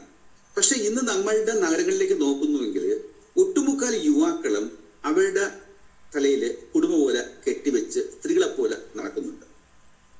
നമ്മള് പണ്ട് കാലങ്ങളില് അല്ലെങ്കിൽ കുറച്ച് കാലങ്ങൾക്ക് മുമ്പ് ജീൻസ് പാന്റില് വലിയ തുളയൊക്കെ ഇട്ട് നടന്നുകൊണ്ടിരുന്നത് നമ്മള് യുവാക്കളാണെങ്കിൽ ഇന്ന് ആ തുളയെല്ലാം സ്ത്രീകള് ഏറ്റെടുത്തിരിക്കുകയാണ് ചെയ്യുന്നത്. ജീൻസ് പാന്റ് മീൻസ് വ്യാപകമായിട്ട് പുരുഷൻ ഉപയോഗിക്കുന്ന സമയത്ത് ആ ഒരു സംസ്കാരം സ്ത്രീ ഏറ്റെടുക്കുകയാണ്. അങ്ങനെയാണെങ്കിൽ പുരുഷന് ചെയ്യാവുന്ന എന്തൊക്കെയുണ്ടോ, പുരുഷന്റെ സിവിലൈസേഷനുമായിട്ട് ബന്ധപ്പെട്ട എന്തെല്ലാം ഫാക്ടേഴ്സ് ഉണ്ടോ, പുരുഷന്റെ ഫാഷനുമായിട്ട് ബന്ധപ്പെട്ട എന്തെല്ലാം കാര്യങ്ങളുണ്ടോ, അത് ഡ്രസ് മെറ്റീരിയൽസ് ആയിരുന്നാലും കോസ്മെറ്റിക്സ് ആയിരുന്നാലും ചപ്പൽസ് ആയിരുന്നാലും ഏതായിരുന്നാലും അത് പൂർണ്ണമായിട്ടും സ്ത്രീകളിലേക്ക് വരികയും സ്ത്രീകൾ ചെയ്തുകൊണ്ടിരിക്കുന്ന ചില കാര്യങ്ങൾ പുരുഷന്മാര് ഏറ്റെടുക്കുകയും ചെയ്യുന്നുണ്ട്. അങ്ങനെയാണെങ്കിൽ വളരെ വ്യക്തമായിട്ട് മസ്കുലാർ ഫെമിനിൻ എന്ന് പറയുന്ന ഒരു ജെനറ്റിക് കോൺസെപ്റ്റിലേക്ക് നമുക്ക് ഇന്ന് കടന്നു വരുവാൻ ബുദ്ധിമുട്ടായിരിക്കുന്നു. ചില സ്ത്രീകളെ കണ്ടു കഴിഞ്ഞാൽ അവര് ഹെയറൊക്കെ കട്ട് ചെയ്ത് അത് ടോം ബോയ് എന്നാണ് വിളിക്കുന്നത്. ടോം ബോയ്സ് പുരുഷനെ പോലെയാണ്. പുരുഷൻ ചെയ്യുന്ന എല്ലാ പ്രവൃത്തിയും അവൾ ചെയ്യും. ബുള്ളറ്റ് ഓട്ടിക്കും, മീൻസ് ബസ് ഓട്ടിക്കുന്നില്ല ബസ് ഓട്ടിക്കും, ടാങ്കർ ലോറി ഓട്ടിക്കും, ഇതൊക്കെ ചെയ്തുകൊണ്ടിരിക്കുകയാണ്. അങ്ങനെ ചെയ്യുന്ന സമയത്ത് നമ്മളുടെ സ്ത്രീയുടെയും പുരുഷന്റെയും ബേസിക് ആയിട്ടുള്ള ക്വാളിറ്റീസും ഫിസിക്കലായിരുന്നാലും ഇന്റേണൽ ആയിരുന്നാലും എക്സ്റ്റേണൽ ആയിരുന്നാലും അത് ഇന്റർചേഞ്ച് ചെയ്തുകൊണ്ട് നമുക്ക് ചെയ്യാൻ ഒക്കാത്ത ഒരു രീതിയിലേക്ക് പോയിരിക്കുന്നു. ഇതിന് മാറ്റിയെടുക്കാൻ സാധിക്കുമോ എന്നാണ് സാറ് ചോദിച്ചത്. ഇതിന് ഒരു പരിഹാരം എന്നാണ് ചോദിക്കുന്നത്. വളരെ വ്യക്തമായിട്ട് പറയുകയാണെങ്കിൽ സമൂഹം കുറച്ചുകൂടി പുറകിലോട്ട് പോകേണ്ടതുണ്ട്. എന്ന് പറഞ്ഞാൽ ഒരു സ്ത്രീ എന്താണ്, ഒരു പുരുഷൻ എന്താണ്, ഒരു സമൂഹം സ്ത്രീയിൽ നിന്നും എന്താണ് പ്രതീക്ഷിക്കുന്നത്, ഒരു സമൂഹം ഒരു പുരുഷനിൽ നിന്നും എന്താണ് പ്രതീക്ഷിക്കുന്നത്. ഈ രണ്ട് പ്രതീക്ഷയ്ക്കും ഒരു അടിവരയുണ്ടെന്നും അതിവരമ്പുണ്ടെന്നും ആധുനിക തലമുറയിൽപ്പെട്ട യുവാക്കളെ പറഞ്ഞു മനസ്സിലാക്കിയെങ്കിൽ മാത്രമേ ഈ ഒരു പ്രത്യേക സിറ്റുവേഷനിൽ നിന്നും അവരെ ഒരു പരിധിവരെയെങ്കിലും നമുക്ക് പിടിച്ചു മുന്നോട്ട് കൊണ്ടുപോകാൻ സാധിക്കുകയുള്ളൂ. ഇവിടെ നമുക്ക് ഏറ്റവും കൂടുതൽ മനസ്സിലാക്കാൻ സാധിക്കുന്നത് ആൺപെൺ സൗഹാർദ്ദം, അതിന്റെ റേറ്റ് ഓഫ് ഇന്റൻസിറ്റി ഇന്ന് വളരെയധികം കൂടിപ്പോയിരിക്കുന്നു. ഇപ്പൊ ഒരു സ്ത്രീ തന്നെ പുരുഷനെ അഡ്രസ് ചെയ്യുന്ന സമയത്ത് ഏകദേശം ഒരു ബഹുമാനം ഉണ്ടെങ്കിൽ തന്നെയും അവന്റെ ഡോമിനേഷന് തച്ചുടയ്ക്കുന്ന രീതിയിലുള്ള ഒരു സംഭാഷണ ശൈലിയുമായിട്ട് അവള് മുന്നോട്ട് പോകുന്നുണ്ട്. എല്ലാ കാര്യങ്ങളിലും അവൻ പറയുന്ന അഭിപ്രായത്തിന് അവന്റെ മേലിലുള്ള ഒരു അഭിപ്രായം അവള് പറയുന്നുണ്ട്. കാര്യം അവളുടെ ആ ഒരു ഡോമിനേഷനാണ്. ഡോമിനേഷൻ മീൻസ് കമ്മ്യൂണിക്കേഷൻ ഡോമിനേഷൻ ഉണ്ട്, കൾച്ചറൽ ഡോമിനേഷൻസ് ഉണ്ട്, അതുപോലെ ഫാഷൻ ഡോമിനേഷൻസ് ഉണ്ട്, സാംസ്കാരികമായിട്ടുള്ള ഡോമിനേഷൻസ് ഉണ്ട്. ഇതെല്ലാം കൂടി ഇന്റർചേഞ്ച് ചെയ്ത് വന്നിരിക്കുന്നതുകൊണ്ടാണ് ഇതൊക്കെ സംഭവിക്കുന്നത്. നാച്ചുറലി നമ്മള് ഒരു കുഞ്ഞിനെ വളർത്തുന്ന സമയത്ത്, ഒരു ആൺകുട്ടിയായിരുന്നാലും പെൺകുട്ടിയായിരുന്നാലും, സമൂഹം അനുശാസിക്കുന്ന രീതിയിലുള്ള ചില കാര്യങ്ങള് ബേസിക്കലി അവരെ പറഞ്ഞ് മനസ്സിലാക്കുവാൻ നമ്മൾ ബാധ്യസ്ഥരാണ്. പക്ഷെ നമ്മൾ പറഞ്ഞ് മനസ്സിലാക്കാൻ ശ്രമിക്കുന്ന സമയത്ത് ആ മീഡിയാസിൽ കൂടി കടന്നു വരുന്ന പുതിയ ലോകത്തിന്റെ പുതിയ ആവിർഭാവങ്ങൾ അവർ പൂർണ്ണമായിട്ടും ഇമിറ്റേറ്റ് ചെയ്യുന്ന സമയത്ത് നമ്മളുടെ വാക്കുകൾക്ക് വിലയില്ലാതെ വരുന്നു എന്നുള്ളത് ഏറ്റവും പരമമായിട്ടുള്ള കാര്യമാണ്. അതുകൊണ്ട് ഇതിനൊരു നല്ല സൊല്യൂഷൻ ഉണ്ടാകണമെങ്കിൽ നമ്മളുടെ വിദ്യാഭ്യാസ നിരീക്ഷകരും നമ്മുടെ സാമൂഹ്യ ശാസ്ത്രജ്ഞന്മാരും നമ്മുടെ ചൈൽഡുമായിട്ട് ബന്ധപ്പെട്ടിരിക്കുന്ന അഡോളസന്റ് ആൾക്കാരും കൗൺസിലേഴ്സും നമ്മുടെ സമൂഹത്തിലെ എല്ലാ തുറയിൽപ്പെട്ട ആൾക്കാരെയും കൂട്ടി ഇണക്കിക്കൊണ്ട് ഇതിന് എങ്ങനെ ഒരു സൊല്യൂഷൻ ഉണ്ടാക്കാം എന്ന് കൂലങ്കഷമായിട്ട് ചിന്തിക്കുമ്പോഴാണ് അവിടെ നമുക്ക് ഒരു ചെറിയൊരു സൊല്യൂഷനിലേക്കെങ്കിലും പോകാൻ സാധിക്കുന്നത്. വളരെ വ്യക്തമായിട്ട് പറയുകയാണെങ്കിൽ ഈ ഒരു രീതി മുന്നോട്ട് പോകും തോറും അഡ്വാൻസ് ആയി കൊണ്ടുതന്നെ ഇരിക്കുമെന്നാണ് മനസ്സിലാക്കാൻ സാധിക്കുന്നത്. മറ്റൊന്ന് പറയണമെന്ന് ഇന്നത്തെ കാലത്ത് പോസ്റ്റ് ഗ്രാജുവേഷന് പഠിക്കുന്നത് മാക്സിമം പെൺകുട്ടികളാണെന്നുള്ളതാണ്, ആൺകുട്ടികളെക്കാൾ കൂടുതൽ. അതും ഇതിലേക്കുള്ള ഒരു വളർച്ച തന്നെയല്ലേ? തീർച്ചയായിട്ടും. കാര്യം വെച്ച് കഴിഞ്ഞാൽ വിദ്യാഭ്യാസപരമായിട്ട് നമ്മൾ കേരളം നോക്കുന്ന സമയത്ത് ഇന്ത്യയിൽ 29 സ്റ്റേറ്റ് ഉണ്ട്. 29 സ്റ്റേറ്റില് കേരളം എന്ന് പറയുന്നത് മറ്റ് ഏത് സ്റ്റേറ്റിനെയും കാട്ടി വ്യത്യസ്തമാണ്. കാര്യം സ്ത്രീകൾക്കും കുട്ടികൾക്കുമാണ് ഇന്ന് ഏറ്റവും കൂടുതൽ പ്രാധാന്യം കൊടുക്കുന്നത്. വിദ്യാഭ്യാസപരമായിട്ട് പ്രത്യേകിച്ചും ജനറൽ എഡ്യൂക്കേഷന്റെ മേഖലയിലേക്ക് വരുന്ന സമയത്ത് വളരെ അധികം പുരോഗതിയിലേക്ക് പോകുന്നത് സ്ത്രീകളാണ്. ഹയർ സെക്കൻഡറി ലെവലിലേക്ക് നോക്കുന്നെങ്കിൽ 96% ടീച്ചേഴ്സും സ്ത്രീകളാണ്. SLC ലെവലിലേക്ക് നോക്കുന്ന സമയത്ത് 89.5% സ്ത്രീകളാണ്. കോളേജ് തലത്തിലേക്ക് പോയി യൂണിവേഴ്സിറ്റിയിലേക്ക് പോകുന്ന സമയത്ത് ഒരു കാലത്ത് പുരുഷ മേധാവിത്വമുള്ള ടീച്ചിങ് കമ്മ്യൂണിറ്റി ഇന്ന് പുരുഷന്റെ മേധാവിത്വം ചുരുങ്ങി അത് സ്ത്രീ മേധാവിത്വത്തിലേക്ക് പോയിരിക്കുന്നു. തീർച്ചയായിട്ടും പോസ്റ്റ് ഗ്രാജുവേഷനും MPhilഉം PhDയുമുള്ള സ്ത്രീകളുടെ എണ്ണം അതിശക്തമായിട്ട് ഉയരുന്നുണ്ട്. അതിനനുസരിച്ച് അവർക്ക് ഹയർ ലെവൽ ഓഫ് ലേണിംഗ് ഉണ്ടാകുന്നു, ഹയർ ലെവൽ ഓഫ് തിങ്കിങ് ഉണ്ടാകുന്നുണ്ട്, ജീവിത വീക്ഷണം കൂടുന്നുണ്ട്. മറ്റ് ഏത് കാര്യത്തെയും അവരുടെ കാഴ്ചപ്പാടിൽ കാണുവാൻ അവർക്ക് സാധിക്കുന്നുണ്ട്. അവർ നിർദ്ദേശിക്കുന്ന രീതിയിൽ സമൂഹം മുന്നോട്ട് പോകുവാനുള്ള ആശയവിനിമയത്തിലുള്ള പാഠവും അവർക്കുണ്ട്. അങ്ങനെയുള്ള സ്ത്രീകളുടെ എണ്ണം ഓരോ ദിവസവും കൂടി വരുന്ന സമയത്ത് സ്വാഭാവികമായിട്ടും ഇതും ഒരു ചേഞ്ച് തന്നെയാണ്. അത് അടിസ്ഥാനപരമായിട്ട് ഒരു ചേഞ്ച് ആയിരുന്നു കാണാവുന്നതാണ്. സർ, ഞാൻ സോമസുന്ദരൻ, തൃശ്ശൂർ ആനന്ദപുരത്ത് നിന്ന്. അപ്പൊ ഇങ്ങനെയുള്ള സ്ത്രീകളിൽ വരുന്നതായ ആ മസ്കുലർ ഡോമിനേഷന്റെ ഇതിനെ സൂചിപ്പിച്ചിട്ടുണ്ട്. അപ്പൊ അതെന്ന് പറഞ്ഞാൽ ചില സൊസൈറ്റിയിൽ നിൽക്കുന്നതായ അവരുടെ സാംസ്കാരികമായിട്ടുള്ള ഇതിന്റെ ഇൻഫ്ലുവൻസ് കാണാറുണ്ട്. ഉദാഹരണത്തിന് മേഘാലയയിൽ എന്ന് പറയുന്നുണ്ടെങ്കിൽ മിഡിൽ പാർട്ടിൽ ഷില്ലോങ് ഒക്കെയുള്ള ഭാഗത്ത് എന്ന് പറഞ്ഞാൽ കസി കമ്മ്യൂണിറ്റി ഉണ്ട്. അവരുടെ ഇടയിൽ എന്ന് പറയുന്നുണ്ടെങ്കിൽ അവരുടെ സ്വത്തുക്കൾ എല്ലാം പകർന്നു പോകുന്നതെന്ന് പറഞ്ഞാൽ സ്ത്രീകളിൽ കൂടെ മാത്രമാണ്. അവിടെ എന്ന് പറഞ്ഞാൽ പുരുഷന്മാരെന്ന് പറഞ്ഞാൽ വളരെ എന്താ പറയാ ഒരു മിനോറിറ്റി ലെവൽ അല്ലെങ്കിൽ താഴ്ന്ന ലെവലിലുള്ള ഒരു ജീവിതമാണ്. കൂടുതലും എന്ന് പറഞ്ഞാൽ സ്ത്രീകളാണ് തൊഴിൽ മേഖലയിലായാലും. നേരത്തെ നമ്മുടെ ശ്രീകുമാർജി സൂചിപ്പിച്ച പോലെ സ്ത്രീകൾ എന്ന് പറഞ്ഞ പഠിത്തത്തിലായാലും കോളേജിലായാലും അതുപോലെ തന്നെ ജോലി സംബന്ധമായിട്ടുള്ള ഇതിലായാലും ടീച്ചിങ് പ്രൊഫഷണലായാലും ഓഫീസുകളിലായാലും എന്ന് പറഞ്ഞാൽ കൂടുതലും സ്ത്രീകളാണ്. പുരുഷന്മാരെന്ന് പറഞ്ഞിട്ടുണ്ടെങ്കിൽ എന്തെങ്കിലും കൂലിപ്പണികൾ ചെയ്യുന്നു, അല്ലെങ്കിൽ എന്തെങ്കിലും മറ്റു വേലകൾ ചെയ്യുന്നു, അങ്ങനെയുള്ള മേഖല. ഇതൊക്കെ എന്ന് പറഞ്ഞാൽ സൊസൈറ്റിയിൽ നിൽക്കുന്നതായ ചില സാംസ്കാരിക ഇതിന്റെ ഇൻഫ്ലുവൻസ് കൊണ്ട് എന്ന് പറയാമല്ലോ. അല്ല, ഇപ്പൊ എൻവയോൺമെന്റിലും ഹെറിഡിറ്ററി പറഞ്ഞതിന്റെ എൻവയോൺമെന്റിന് പ്രാധാന്യം കൊടുത്തതിന്റെ പേരിൽ ഞാൻ ചോദിക്കുകയാണ്, അങ്ങനെ ആയിക്കൂടെ? ചിലപ്പോ അതായത് ഹെറിഡിറ്ററി മാത്രമാവണമെന്നില്ലല്ലോ, അത് വരാമല്ലോ.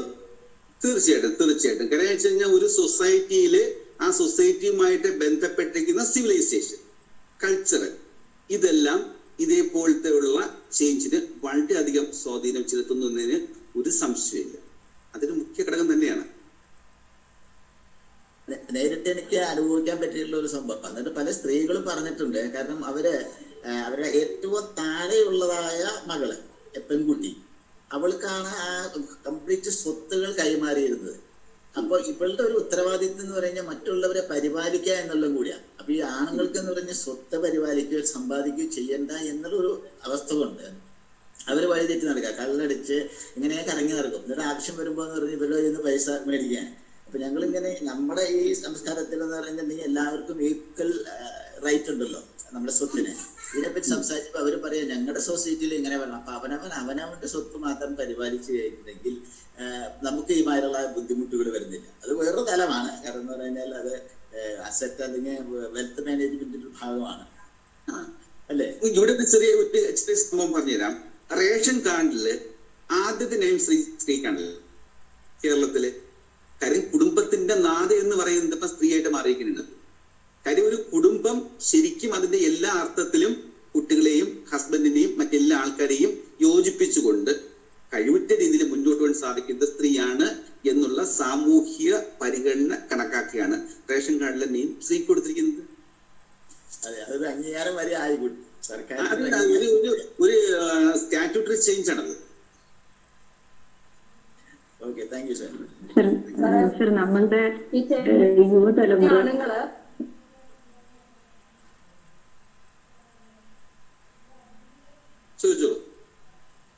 സാറേ, പാരമ്പര്യമായിട്ടാണോ ചില ആണുങ്ങള് എല്ലാ കാര്യത്തിലും പുറകോട്ടായിരിക്കും. കാരണം അവർക്ക് ചിലപ്പോൾ ഇച്ചിരി സാമർത്ഥ്യ കുറവായിരിക്കും. അപ്പൊ അവിടെ സ്വാഭാവികമായിട്ട് സ്ത്രീകൾ തന്നെ മുന്നോട്ട് കയറി പോകത്തില്ലേ?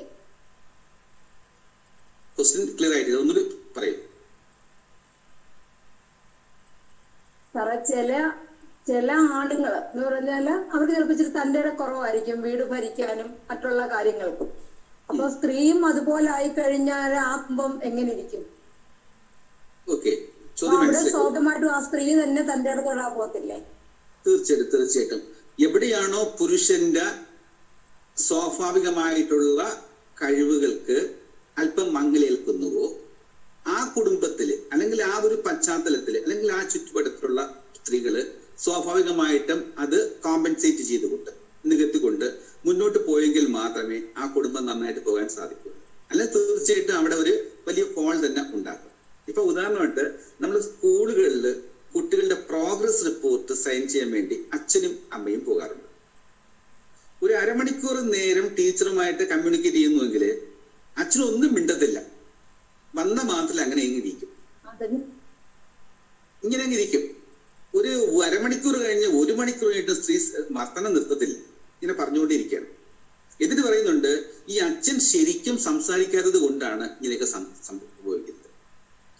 അതുകൊണ്ടാണ് ഞാൻ ഈ കാര്യങ്ങളൊക്കെ പറയുന്നത് എന്നും പറഞ്ഞുകൊണ്ട് അവിടെ ഒരു ഡോമിനേറ്റിംഗ് മെന്റാലിറ്റി കാണുന്നുണ്ട്. എന്നിട്ട് ഹസ്ബൻഡ് പറയുന്നുണ്ട് ശരിക്കും ഞാൻ നോക്കുന്നുണ്ട് എങ്കിലും എല്ലാ കാര്യങ്ങളിലും എന്റെ വൈഫിന്റെ കണ്ണ് എപ്പോഴും ഉണ്ടായിരിക്കും എന്ന് പറഞ്ഞുകൊണ്ട് അവരൊരു അഡ്ജസ്റ്റ്മെന്റ് മെന്റാലിറ്റിയിലും വരുന്നുണ്ട്. അവിടെ ഏറ്റവും പ്രധാനപ്പെട്ട കാര്യം എന്ന് വെച്ച് കഴിഞ്ഞാൽ ഒരു പുരുഷന്റെ ഡോമിനേഷൻ കുറയുമ്പോൾ സ്ത്രീക്ക് ഡോമിനേറ്റ് ചെയ്യാം, പക്ഷെ അവിടെ ഒരു അണ്ടർസ്റ്റാൻഡിങ് വേണം, ഒരു അഡ്ജസ്റ്റ്മെന്റ് വേണം. അഡ്ജസ്റ്റ്മെന്റ് ഉണ്ടായില്ല എങ്കിൽ സ്വാഭാവികമായിട്ടും ഈഗോ വർക്കൗട്ട് ചെയ്യുകയും അല്ലെങ്കിൽ കോംപ്ലക്സ് വർക്കൗട്ട് ചെയ്യുകയും അതിന്റെ ഫലമായിട്ട് അവിടെ അന്തഃഛിദ്രത ഉണ്ടാവുകയും ചെയ്യും. അപ്പോൾ എവിടെയും ഒരു സമന്വയം ആവശ്യമാണ്. ആ സമന്വയമാണ് കുടുംബമായിരുന്നാലും സൊസൈറ്റി ആയിരുന്നാലും സ്ത്രീയും പുരുഷനും വ്യത്യസ്തമാക്കി മാറ്റുന്നത്. ക്ലിയറായോ? ക്ലിയറായി സാറേ. Okay, thanks sir. ബേബി ചേച്ചി ചോദിക്കും. നമ്മളുടെ യുവതലമുറ ഇപ്പം ആൺകുട്ടികളും പെൺകുട്ടികളും വല്ലാണ്ട് മയക്കുമരുന്നിനും മദ്യത്തിനും അടിമയാകുന്നുണ്ട്, പെൺകുട്ടികളും കൂടെ. അപ്പൊ അതിൽ നിന്ന് അവരെ പിന്തിരിപ്പിക്കാൻ എന്ത് ചെയ്യാൻ പറ്റും നമ്മളെ കൊണ്ട്? ഇപ്പൊ ഒരു സാമൂഹ്യ പ്രസക്തിയുള്ള ഒരു ചോദ്യമാണ് യുവതലമുറയുടെ അഡിഷൻ. യുവതലമുറയുടെ അഡിഷനിൽ ഏകദേശം ഒരു 12ഓളം കാര്യം പറയുന്നുവെങ്കിലും ഇപ്പോഴും വളരെ സ്ട്രോങ് ആയിട്ട് നമ്മൾ ഡിസ്കസ് ചെയ്യുന്ന ഒരു ഏരിയയാണ് ഡ്രഗ് അഡിഷൻസ് എന്ന് പറയുന്നത്. 1980 കാലഘട്ടങ്ങളിൽ ഡ്രഗ്സ് ഉപയോഗിക്കുന്ന സ്ത്രീകളുടെ എണ്ണം ഈ അടുത്ത കാലത്തായിട്ട് പുറത്തുവിട്ടിട്ടുണ്ട്. only 4.5%, 5 താഴെയായിരുന്നു. 2000 എത്തുന്ന സമയത്ത് അത് അല്പം കൂടി ഹൈക്ക് ചെയ്ത് 13.25 ആയിരുന്നു. 2018 ഡിസംബർ മാസം ഒരു കണക്ക് പുറത്തു വന്നപ്പോഴ് അത് ഏകദേശം 38% വർദ്ധിച്ചിരിക്കുന്നു. പ്രത്യേകിച്ച് മെട്രോ നഗരങ്ങളിൽ അത് 60% മേലിലോട്ട് പോയിക്കൊണ്ടിരിക്കുന്നു. സെൻട്രൽ യൂണിവേഴ്സിറ്റി പോലെയുള്ള ഇന്ത്യയിലെ വലിയ ക്യാമ്പസുകളിൽ, Jawaharlal Nehru university campus, Jamia Millia Islamic campus, Hyderabad പോലെയുള്ള സ്ഥലങ്ങളിൽ വളരെ ഹിഡൻ ആയിട്ട് ഡ്രഗ്സിന്റെ ഉപയോഗം കൂടിക്കൂടി വരുന്നുണ്ട്. ഒരു DJ പാർട്ടി എന്ന് പറഞ്ഞുകൊണ്ടും, അല്ലെങ്കിൽ സെലിബ്രേഷൻസ് എന്ന് പറഞ്ഞുകൊണ്ടും, അല്ലെങ്കിൽ ബാച്ചിലേഴ്സ് പാർട്ടി എന്ന് പറഞ്ഞുകൊണ്ടും എന്ത് പാർട്ടി കണ്ടക്ട് ചെയ്യുന്ന സമയത്തും ഇതേപോലുള്ള ഡ്രഗ്സ് കൂടുതലായിട്ട് യൂസ് ചെയ്യുന്ന സ്വഭാവം നമ്മളുടെ യുവാക്കളുടെ ഇടയിൽ വളരെയധികം കൂടി വന്നിരിക്കുകയാണ്. സ്വാഭാവികമായിട്ടും കേരളത്തിനെയും കാട്ടിയും അഡ്വാൻസ് സ്റ്റേറ്റിലാണ് നോർത്ത് ഇന്ത്യയിലുള്ള പല സ്റ്റേറ്റുകളിലും. സ്വാഭാവികമായിട്ടും നമ്മളുടെ യുവാക്കളും യുവതികളും ഇതേപോലത്തെ ശീലം, യുവാക്കൾക്ക് മാത്രമല്ല ഒപ്പം യുവതികൾക്കും അത് കൂടി വരുന്നു എന്നാണ് ഞാൻ പറഞ്ഞു വെക്കുന്നത്. കൂടുകയാണെങ്കിൽ ഒരു നല്ല തലമുറയെ നമുക്ക് സൃഷ്ടിക്കാൻ സാധിക്കത്തില്ല. ആരാണോ ഡ്രഗ്സ് കൂടുതലായിട്ട് ഉപയോഗിക്കുന്നത് ആ ഉപയോഗിക്കുന്ന ആളിന്റെ ബ്രെയിൻ കപ്പാസിറ്റി സ്വാഭാവികമായിട്ടും താഴേക്ക് പോകുന്നുണ്ട്, ചിന്താധാര താഴേക്ക് പോകുന്നുണ്ട്, ഉന്നതമായിട്ടുള്ള ആശയങ്ങൾ അടുത്ത തലമുറയ്ക്ക് കൊടുക്കാൻ ഒക്കാത്ത രീതിയിൽ ബുദ്ധിമാന്ദ്യം സംഭവിച്ചു പോകുന്നുണ്ട്. എല്ലാത്തിനും ഉപരിയായിട്ട് ലീഡർഷിപ്പ് ക്വാളിറ്റിയിലേക്ക് അവർക്ക് ഉയരുവാൻ സാധിക്കത്തില്ല. താൽക്കാലികമായിട്ടുള്ള ചില സാറ്റിസ്ഫാക്ഷൻ ഉണ്ടാകുന്നുവെങ്കിലും ദൂരവ്യാപകമായിട്ട് എല്ലാ കാര്യങ്ങളിലും അവര് ബിഗ് സീറോ ആകുന്നു എന്നാണ് മനസ്സിലാക്കാൻ സാധിക്കുന്നത്. ഡ്രഗ്സിനെതിരെ നമുക്ക് ബോധവൽക്കരണം നടത്താം. മാസ് മീഡിയയിൽ കൂടിയും പ്രിന്റഡ് മീഡിയയിൽ കൂടിയും യുവാക്കളെ പങ്കെടുപ്പിച്ചുകൊണ്ട് രാഷ്ട്രീയ പാർട്ടികളുടെ യുവജന സംഘടനകളിൽ കൂടിയും സമൂഹവുമായിട്ട് ബന്ധപ്പെട്ടിരിക്കുന്ന എല്ലാ ഓർഗനൈസേഷനിൽ കൂടിയും നമുക്ക് ബോധവൽക്കരണ പരിപാടികൾ ആവിഷ്കരിക്കാം. ഡ്രഗ്സ് ഉപയോഗിച്ചാൽ ഉണ്ടാകുന്ന തിക്തഫലങ്ങളെ കുറിച്ച് മെഡിക്കൽ പ്രൊഫഷന്റെ സാന്നിധ്യത്തില് മറ്റൊരു പ്രോഗ്രാം നമുക്ക് കണ്ടക്ട് ചെയ്യാം. എല്ലാത്തിനുപരിയായിട്ട് സാമൂഹ്യ പരിഷ്കർത്താക്കളും മത നേതാക്കളും അനുബന്ധമായിട്ടുള്ള ആൾക്കാർ ഇതിന്റെ മേഖലയിലേക്ക് കടന്നു വന്ന് ഒരു പരിധിവരെ മാറ്റം സംഭവിക്കാൻ നമുക്ക് സാധിക്കും. പക്ഷേ ഈ ഡ്രഗ്സിൽ കൂടി ഒരു വ്യക്തിക്ക് ലഭിക്കുന്ന അതിശക്തമായിട്ടുള്ള വൈകാരിക അനുഭൂതിയും ആ ഒരു തന്മയത്വ ഭാവവും ആ ഒരു ലഹരി പദാർത്ഥത്തിലുള്ള അടിമത്വവും ഒരു പക്ഷേ ആ വ്യക്തിയെ വീണ്ടും വീണ്ടും ആ പ്രവൃത്തിയിലേക്ക് വലിച്ച് നീട്ടിയേക്കാം. അത് നമ്മൾ ചെയ്യുന്ന എല്ലാ പ്രവൃത്തികൾക്കും ഓപ്പോസിറ്റ് ആയിട്ട് ഉണ്ടാകുന്ന ഒരു ആക്ഷനാണ്. ഇവിടെ പാരന്റ്സിന് പ്രത്യേകമായിട്ടുള്ള റോളുണ്ട്, അധ്യാപകർക്ക് പ്രത്യേകമായിട്ടുള്ള റോളുണ്ട്, പോലീസ് ഫോഴ്സിന് പ്രത്യേകമായിട്ടുള്ള റോളുണ്ട്. ഒരു കുട്ടി ഡ്രഗ്സ് ഉപയോഗിക്കുന്നു എന്ന് മനസ്സിലാക്കി കഴിഞ്ഞാൽ ആ കുട്ടിയുമായിട്ട് ബന്ധപ്പെട്ട എല്ലാ പാരാമീറ്റേഴ്സിനെയും കൃത്യമായിട്ട് ചെക്ക് ചെയ്യുകയും ആ കുട്ടിക്ക് ആ ശീലം അത് വളരെ കൂടുതലാണെങ്കിൽ ബന്ധപ്പെട്ട തലങ്ങളിലേക്ക് ആ കുട്ടിയെ എത്തിക്കുകയും അനുബന്ധമായിട്ട് ആ കുട്ടിക്ക് ഒരു കൗൺസിലിംഗ് പ്രോസസ്സ് ശരിയാവില്ല, അത്ര പൂർണ്ണമായിട്ട് ശരിയാകുന്നില്ല എങ്കിലും അനുബന്ധമായിട്ടുള്ള സൈക്കോളജിക്കൽ ട്രീറ്റ്മെന്റ് പലതും കൊടുത്ത് നമുക്ക് മാറ്റിയെടുക്കാവുന്ന പല സന്ദർഭങ്ങളും ഉണ്ട്. പക്ഷെ ഒട്ടുമുക്കാൽ ആൾക്കാരും റിസ്ക് എടുക്കുവാൻ തയ്യാറാണ്.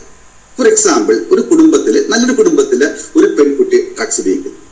ആ പെൺകുട്ടി ഡ്രഗ്സ് ഉപയോഗിക്കുന്നു എന്ന് ആ പെൺകുട്ടിയുടെ പാരന്റ്സിനോട് പറയുന്ന സമയത്ത് ആ പാരന്റ്സ് ഒരിക്കലും അത് വിശ്വസിക്കത്തില്ല. എന്നു ചോദിച്ചു കഴിഞ്ഞാൽ ആ പാരന്റ്സിന് ആ പെൺകുട്ടിയെ അത്രത്തോളം വിശ്വാസമാണ്. അവർ വിശ്വസിക്കത്തില്ല, എന്റെ മോൾ അങ്ങനെ ചെയ്യാറേ ഇല്ല. ഈ പറയുന്ന ആൾക്കാരാണ് കുറ്റക്കാർ. അങ്ങനെ ആ ഒരു സ്റ്റേറ്റ്മെന്റ് പാരന്റ്സിന്റെ ഭാഗത്തിലേക്ക് വരുന്ന സമയത്ത് കുട്ടിക്ക് അത്രത്തോളം റിലാക്സേഷൻ ആണ്. കുട്ടി അത്രത്തോളം പാരന്റ്സിനെ കളിപ്പിച്ച് കൊണ്ടുപോകാനുണ്ട്. അങ്ങനെ ആ കുട്ടി ഒരു പ്രത്യേക പരിധി എത്തുന്ന സമയത്ത് ഈ പാരന്റ്സിന് നിയന്ത്രിക്കാൻ ഒക്കാത്ത രീതിയിൽ അവള് പോകുമ്പോഴാണ് കുട്ടിക്ക് സംഭവിച്ചിരിക്കുന്ന കാര്യം പാരന്റ്സ് റിയലൈസ് ചെയ്യുന്നത്. ആ സമയത്ത് ഒരു കറക്ഷൻ നടത്തിയിട്ട് ഒരു കാര്യവുമില്ല. അപ്പൊ റൈറ്റ് ടൈമില് റൈറ്റ് കറക്ഷൻ നടത്തേണ്ട റെസ്പോൺസിബിലിറ്റി പാരന്റ്സിനാണ്. പക്ഷെ ഒട്ടുമുക്കാൽ പാരന്റ്സിനും അതിനുള്ള സമയമില്ല. അവർക്ക് ജോലിയുണ്ട്, അവർക്ക് ജീവിതമാർഗവുമായിട്ട് മുന്നോട്ട് പോകേണ്ടതുണ്ട്. അതൊക്കെ അവരുടെ പ്രശ്നങ്ങളാണ്.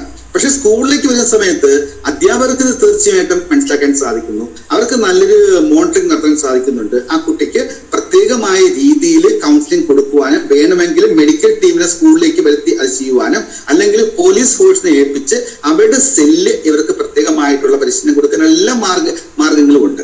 ഇതെല്ലാം പറയുന്ന ഗവൺമെന്റ് തന്നെ നിരന്തരമായിട്ട് മദ്യ ഷോപ്പിൽ കൂടി വിൽക്കുവാനുള്ള അനുമതി കൊടുക്കുന്നുണ്ട്. ബാർ ലൈസൻസ് തുടങ്ങേണ്ട അനുമതി കൊടുക്കുന്നുണ്ട്. മുക്കിനും ഇതേപോലുള്ള സംരംഭങ്ങൾ ഉണ്ടാവുന്ന സമയത്ത് ഇതെല്ലാം വാങ്ങിക്കഴിക്കുന്നത് 17-നും 22-നും ഇടയ്ക്ക് പ്രായമുള്ള നമ്മളെ അഡോളസന്റ് കുട്ടികളാണെന്ന് അവരറിയുന്നില്ല. പല രീതിയിലുള്ള മയക്കുമരുന്നുകള് ച്യൂയിംഗമായിട്ടും സ്റ്റാമ്പായിട്ടും ഒക്കെ അവൈലബിൾ ആണ്. എവിടെയെങ്കിലും ഒരു പ്രശ്നം ഉണ്ടാവുന്ന സമയത്ത് ഒന്ന് റൈഡ് ചെയ്ത് കുറച്ച് പാക്കറ്റ് പിടിച്ചെടുത്ത് ഒരു ഫോട്ടോ കാണിക്കുന്ന സമയത്ത് അതോടുകൂടി കഴിഞ്ഞു. പക്ഷെ അതിന്റെ വേര് എവിടെയാണെന്നോ അത് എന്താണോ നടക്കുന്നു എന്ന് മനസ്സിലാക്കാൻ വേണ്ടി പോലീസ് ഫോഴ്സ് പോലും ശ്രമിക്കാറില്ല. അങ്ങനെ ഇതിനൊരു പരിഹാരം കാണണമെങ്കിൽ നമ്മുടെ ഫോഴ്സും ഗവൺമെന്റും അക്കാഡമിക് സ്ട്രീമും ഓർഗനൈസേഷൻസും മറ്റെല്ലാ ആൾക്കാരും ഇതിനു വേണ്ടിയുള്ള ഒരു പ്രത്യേക ഡ്രൈവ് തന്നെ നടത്തണം. ഒരു പ്രത്യേകമായിട്ടുള്ള ഒരു ഡ്രൈവിംഗ് ഫോഴ്സിൽ കൂടി മാത്രമേ അതിന് വ്യക്തമായിട്ടുള്ള ഒരു സൊല്യൂഷൻ ഉണ്ടാക്കിയെടുക്കുവാൻ സാധിക്കുള്ളൂ. അതുകൊണ്ട് നമ്മുടെ മക്കൾ പറയുന്ന എല്ലാ വാക്കുകളും നമ്മൾ മുഖവിലേക്ക് എടുക്കാൻ പാടില്ല. അതിൽ എത്രമാത്രം തെറ്റുണ്ട്, എത്രമാത്രം ശരിയുണ്ട് എന്ന് ഒരു നല്ല രീതിയിൽ അസസ് ചെയ്തതിന് ശേഷം മാത്രമേ അവരെ മുഖവിലേക്ക് എടുക്കാൻ പാടുള്ളൂ എന്നാണ് അനുഭവം കൊണ്ട് എനിക്ക് പറയുന്നത്. സാറേ, നമ്മുടെ ഇപ്പൊ പെൺകുട്ടികൾ ബിയർ അടിക്കുന്നുണ്ടല്ലോ. നന്നായിട്ട് മദ്യം തന്നെ കഴിക്കുന്നു. അതല്ല, അത് എന്നിട്ട് ഫേസ്ബുക്കിൽ ഇട്ടിട്ട് ഭയങ്കര ആഘോഷം. അതിന് സപ്പോർട്ടാണ് പേരൻസ്. അത് തന്നെ, അതവരുടെ സോഷ്യൽ സ്റ്റാറ്റസിന്റെ ഭാഗമായിട്ട് കാണിക്കുകയാണ് ചെയ്യുന്നത്. ഇത് കാണുന്ന സമയത്ത് അവർ ചെയ്തിരിക്കുന്നത് വലിയൊരു അപരാധമാണെന്ന് അവരറിയുന്നില്ല, മറ്റുള്ള ആൾക്കാർ തിരിച്ചറിയുന്നുണ്ട്. സാറ് പറഞ്ഞ മാതിരി രക്ഷിതാക്കൾ അത് സമ്മതിക്കുന്നില്ലേ? അവനിപ്പോ റെഡിയായി അല്ലെങ്കിൽ അവളിപ്പം പ്രശ്നമൊന്നുമില്ല എന്നാ പറയുന്നത്. അതില് നമുക്ക് വല്ലതും ചെയ്യാൻ പറ്റുന്നില്ല. പാരന്റ്സിന്റെ ഭാഗത്തു നിന്ന് വ്യക്തമായിട്ടുള്ള ഒരു കാഴ്ചപ്പാടില്ല എങ്കിൽ ഈ പ്രശ്നം സ്റ്റിൽ ലൈവ് ആയിരിക്കും. പാരന്റ്സിന്റെ ഭാഗത്തു നിന്ന് നല്ല ഒരു ചേഞ്ച് ഉണ്ടാകുന്നുവെങ്കിൽ നമുക്ക് ഏറെക്കുറെ ഇതൊക്കെ പരിഹരിക്കാൻ സാധിക്കുന്നതാണ്. കാര്യം ഒരു പാരന്റ്സും കുട്ടികളുടെ കാര്യത്തിൽ അമിതമായിട്ട് ഒന്നും ചെയ്യുന്നില്ല എന്നാണ് മനസ്സിലാക്കാൻ സാധിക്കുന്നത്. ഒരു ചെറിയ എക്സാമ്പിൾ പറയാം. നമ്മൾ ഒരു 50-60 വർഷത്തിന് മുന്നുള്ള പാരന്റ്സ് എന്ന് വെച്ച് കഴിഞ്ഞാൽ വളരെ കാൽക്കുലേറ്റഡ് ആണ് ജീവിക്കുന്നത്. കിട്ടുന്ന പണം സമ്പാദിച്ച് കരുതി കൂട്ടി കുഞ്ഞുങ്ങളെ അയക്കുക, കുഞ്ഞുങ്ങൾക്ക് വിദ്യാഭ്യാസം കൊടുക്കുക, നല്ല ആഹാരം കൊടുക്കുക, അതിന് വേണ്ടി പ്രോപ്പർ പ്ലാനിങ്ങോട് കൂടിയാണ് പോകുന്നത്. പക്ഷെ ഇന്നത്തെ കുട്ടികളുടെ ഡിമാൻഡ് ഒരു 5 ഡിമാൻഡ് കൊണ്ട് അവരുടെ കയ്യിലുള്ള എല്ലാ പൈസയും തുടങ്ങി. ഒരു ലാപ്ടോപ്പ്, അവർ സാധാരണ ലാപ്ടോപ്പ് ഉപയോഗിക്കുന്നില്ല, ആപ്പിളിന്റെ ഏറ്റവും കൂടിയ 4 ലക്ഷത്തിന്റെ ഉപയോഗിക്കുള്ളൂ. മൊബൈൽ ഫോണ് 20,000 ഒന്നുമല്ല, 1 lakhന് മേളിൽ ഉപയോഗിക്കുള്ളൂ. അപ്പൊ എത്രമാത്രം പാരന്റ്സിന് സാമ്പത്തികമായിട്ട് ബുദ്ധിമുട്ടുണ്ടാക്കാൻ ശ്രമിക്കുന്നുവോ അത്രമാത്രം അവര് ബുദ്ധിമുട്ടുണ്ടായിക്കൊണ്ടേയിരിക്കുന്നുണ്ട്. ഈ ഒരു കാര്യത്തില് കുട്ടികളെ പേടിച്ചാണ് പാരന്റ്സ് മുന്നോട്ട് പോകുന്നത്. പക്ഷെ വല്ല മൂന്ന് പറഞ്ഞാലോ ഭയങ്കരമായിട്ട് റിയാക്ട് ചെയ്യും. റിയാക്ട് ചെയ്തതിനു ശേഷം ആ രാത്രി മുഴുവനും അവരെ പീഡിപ്പിക്കുന്ന രീതിയിലുള്ള വാക്കാണ് ഉപയോഗിക്കുന്നത്. സ്വന്തം കുട്ടികളെ പേടിച്ച് കട്ടിലിന്റെ മെത്തയുടെ അടിയില് കത്തിയുമായിട്ട് ഉറങ്ങുന്ന പാരന്റ്സ് ഇന്ന് കേരളത്തിലുണ്ടെന്ന് പറയുന്ന സമയത്ത് നമ്മൾ അതിശയപ്പെടേണ്ട ഒരു ആവശ്യമില്ല. അത്രയ്ക്ക് വയലന്റ് ആണ് കുട്ടികൾ. ആൺകുട്ടിയായിരുന്നാലും പെൺകുട്ടികളായിരുന്നാലും അവര് ഇത്രയും വയലന്റ് ആവേണ്ട ബേസിക് കാര്യം എന്ന് പറഞ്ഞു കഴിഞ്ഞാൽ അവര് അനാശാസ്യമായിട്ടുള്ള പല പ്രവർത്തികളും, ഡ്രഗ്സ് പോലുള്ള കാര്യങ്ങൾ, ചെയ്യാൻ പാടില്ലാത്ത പ്രവർത്തികള്, മുതിർന്ന ആൾക്കാർ പറയുന്ന കാര്യങ്ങൾ കേൾക്കാതിരിക്കുന്ന രീതികള്, അവര് ആന്റി സോഷ്യൽ ആക്ടിവിറ്റീസ് കുറച്ച് പണം സമ്പാദിക്കാൻ വേണ്ടി ചില ബോയ്സ് എന്തൊക്കെ പ്രവൃത്തികളാണ് ചെയ്തു കൂട്ടുന്നതെന്ന് പാരന്റ്സ് അറിയത്തില്ല. പക്ഷെ അതൊരു നെറ്റ്വർക്കിന്റെ ഭാഗമായിട്ട് അവരെ അറസ്റ്റ് ചെയ്യുന്ന സമയത്തായിരിക്കും പാരന്റ്സ് അറിയുന്നത് ഈ കുട്ടി ഇത്രമാത്രം ആഴത്തിൽ ആന്റി സോഷ്യൽ എലമെന്റ്സുമായിട്ട് ബന്ധപ്പെട്ട് പോയിരിക്കുന്നു എന്നറിയുന്നത്. പിന്നെ ഒരിക്കലും ആ കുട്ടി നമുക്ക് രക്ഷിക്കാൻ പോലും സാധിക്കാത്ത രീതിയിൽ അവൻ മുങ്ങി താന്നു പോകുന്നുണ്ട്. അതുകൊണ്ട് നമ്മുടെ കുട്ടികളിൽ ഒരു right observation, right time, that is what is known as the right behaviour, ഇതാണ് നമുക്ക് ചെയ്യാൻ സാധിക്കുന്നത്. അതിൽ വലിയൊരു പങ്ക് രക്ഷിതാക്കൾക്കില്ലേ? ചെറുതാവുമ്പോഴേ കുട്ടികളെ ചെറുതാവുമ്പോഴേ അവരെ കുറച്ച് ബുദ്ധിമുട്ട് അറിയിച്ചിട്ട് വളർത്തണ്ടേ? അതല്ലേ വേണ്ടത്. ഇപ്പൊ എല്ലാരും പറയുന്നുണ്ട് എന്റെ കുട്ടി ബുദ്ധിമുട്ടരുത്, അവൻ സുഖത്തിൽ ജീവിക്കണം, അവനായാലും അവളായാലും. പക്ഷെ അതിലൊരു മാറ്റം വരേണ്ട ഒരു കാലഘട്ടമല്ലേ ഇപ്പം. മുന്നത്തെ കാലത്ത് വെച്ച് നോക്കുന്ന സമയത്ത് ഒരു എന്താ സൊസൈറ്റിയിൽ വലിയ പേരില്ലെങ്കിലും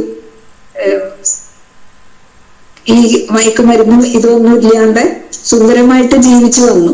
പക്ഷെ ഈ ജനറേഷൻ ഈ ഒരു 10-30 വർഷം കഴിയുമ്പോഴേക്ക് അവര് ഒന്നും അല്ലാത്തൊരു അവസ്ഥയിലായിരിക്കില്ല എത്തുക എന്നുള്ളൊരു കാര്യം. അതിൽ നിന്ന് അവരെ എങ്ങനെ പിന്മാറ്റാം?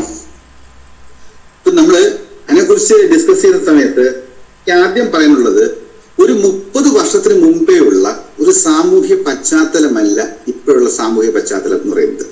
സയൻസ് ആൻഡ് ടെക്നോളജി അതിന്റെ മാക്സിമത്തിൽ ഡെവലപ്പ് ആയി കഴിഞ്ഞിരിക്കുന്നു. നമുക്ക് എന്ത് കാര്യങ്ങളും വിരൽത്തുമ്പിൽ കൂടി വളരെ ഫാസ്റ്റ് ആയിട്ട് നേടിയെടുക്കാൻ സാധിക്കുന്നുണ്ട്. അത്യാധുനിക സാങ്കേതിക വിദ്യ ഉപയോഗിച്ചുകൊണ്ടുള്ള ഒരു വിദ്യാഭ്യാസമാണ് ഇന്നുള്ളത്. ട്രഡീഷണൽ മെത്തേഡിൽ കൂടി കിട്ടിയിരിക്കുന്ന വിദ്യാഭ്യാസമാണ് നമുക്കുള്ളത്. അതുകൊണ്ട് ഒരു കുട്ടി ഇന്ന് 1 മിനിറ്റ് കൊണ്ട് നേടുന്ന ഇൻഫർമേഷൻ നമ്മൾ 1 വർഷം കൊണ്ട് നേടിയതിനേക്കാൾ കൂടുതലാണ്. വളരെ ഫാസ്റ്റ് ആയിട്ടാണ് അവർ ബ്രെയിൻ പ്രവർത്തിക്കുന്നത്. കാരണം വെച്ചാൽ അവര് ടെക്നോളജി ഉപയോഗിക്കുന്നത് കണ്ടു കഴിഞ്ഞാൽ ഇത്രയും ഫാസ്റ്റ് ആയിട്ട് ഇവരെങ്ങനെ പ്രവർത്തിക്കുന്നൊക്കെ അതിശയം തോന്നാറുണ്ട്. ജനിച്ചു വീണൊരു കുട്ടി പോലും മൊബൈൽ ഫോൺ ഇങ്ങനെ കയ്യിൽ വെച്ചുകൊണ്ട് അവനിങ്ങനെ കളിക്കുന്ന സമയത്ത് നാച്ചുറലി അവനത് ചില മെക്കാനിക്സ് ഒക്കെ അവനെ അറിയാം. 2-3 വയസ്സൊക്കെ ആവുന്ന സമയത്ത് അവനത് പഠിച്ച് നന്നായിട്ട് എടുക്കുന്നുണ്ട്. അപ്പൊ ഇന്നത്തെ കുട്ടികള് ഒരു മോശപ്പെട്ട ബ്രെയിൻ എന്ന് നമുക്ക് പറയാൻ ഒക്കത്തില്ല. അവർക്ക് വളരെ സാങ്കേതികമായിട്ടുള്ള ഒരു ബ്രെയിനാണുള്ളത്.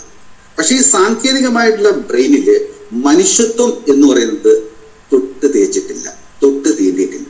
അപ്പം നമ്മൾ ചെയ്തിരുന്ന എല്ലാ മനുഷ്യത്വമായിട്ടുള്ള പ്രവർത്തികളും ഇന്ന് അവരെ സംബന്ധിച്ചിടത്തോളം അതെല്ലാം മോശപ്പെട്ട പ്രവർത്തികളാണ്. അല്ലെങ്കിൽ അതൊക്കെ ഫോളോ ചെയ്യുക എന്ന് പറയുന്നത് അവരുടെ റെസ്പെക്ടിന്റെ ഡീഗ്രഡേഷൻ സംഭവിക്കുന്ന ഒന്നാണ്. അതുകൊണ്ട് അവരുടെ സുഹൃത്തുക്കൾ എന്താണോ പറയുന്നത്, അവരുടെ ഏത് ഗ്രൂപ്പിൽപ്പെട്ട ആൾക്കാരെ എന്താണോ ചെയ്യുന്നത്, ഏത് രീതിയിലാണോ അവർ ഫോളോ ചെയ്യുന്നത്, ആ രീതിയിലുള്ള ഒരു ജീവിത ശൈലിയാണ് അവര് നോക്കുന്നത്. ഇപ്പൊ പാരന്റ്സ് വളരെ കൂലിപ്പണിക്കാരായിരിക്കും, അല്ലെങ്കിൽ സാമ്പത്തികമായിട്ട് ബുദ്ധിമുട്ടായിരിക്കും. പക്ഷെ ഈ വീട്ടിൽ നിന്ന് വരുന്ന കുട്ടിയുടെ ഡ്രസ്സിങ് കണ്ടു കഴിഞ്ഞാൽ നമ്മൾ വിചാരിക്കും അത് ഏതൊരു ഹൈ ലെവലിലുള്ള ഫാമിലിയിലെ കുട്ടിയാണെന്ന് പറയും. അപ്പൊ ആ ഒരു രീതിയിൽ പാരന്റ്സിനെ മറവ് ചെയ്തുകൊണ്ട്, ഇങ്ങനെ ഒരു മാസ്ക് ചെയ്തുകൊണ്ട് അവൻ്റെതായിട്ടുള്ള പേഴ്സണാലിറ്റി പ്രൊജക്ട് ചെയ്യുന്ന സമയത്ത് നമ്മളെ ഏറ്റവും വലിയ ശത്രു കുട്ടികളായിട്ട് മാറുകയാണത്. പക്ഷെ അത് തുറന്നു പറയുവാനുള്ള ഒരു മാനസികാവസ്ഥ പാരന്റ്സിനില്ല, തുറന്ന് സമ്മതിക്കുവാനുള്ള ഒരു മാനസികാവസ്ഥ പാരന്റ്സിനില്ല. അങ്ങനെ വരുന്ന സമയത്ത് ഒരു ജനറേഷൻ ഗ്യാപ്പ് ക്രിയേറ്റ് ചെയ്തുകൊണ്ട് നമുക്കുണ്ടാകുന്ന അസംതൃപ്തിയെ നമ്മൾ ഉള്ളിൽ ഒതുക്കി പോകുമ്പോഴാണ് ഇവർക്ക് നല്ല വിജയത്തോടു കൂടി മുന്നോട്ട് പോകാൻ സാധിക്കുന്നുണ്ട്. അതൊരു വലിയ ജനറേഷൻ ഗ്യാപ്പാണ്, ഇതൊരു വലിയ ചേഞ്ച് ആണ്. അതൊരു സോഷ്യൽ ചേഞ്ചിന്റെ ഭാഗമായിട്ട് മാത്രമേ കാണുവാൻ നമുക്ക് സാധിക്കുകയുള്ളൂ. അതിനു വേണ്ടിയുള്ള ഒരു റെഡിമെയ്ഡ് സൊല്യൂഷൻ നമുക്ക് ഇന്ന് ഉണ്ടാക്കാൻ സാധിക്കത്തില്ല. അത് ഉണ്ടാകണമെങ്കിൽ ആ കുട്ടി തന്നെ ചിന്തിക്കണം. ആ കുട്ടിയുടെ ഭാഗത്തുനിന്ന് റൈറ്റ് ആയിട്ടുള്ള കാഴ്ചപ്പാടിൽ കൂടി തന്നെ ഈ പ്രോബ്ലം കാണണം.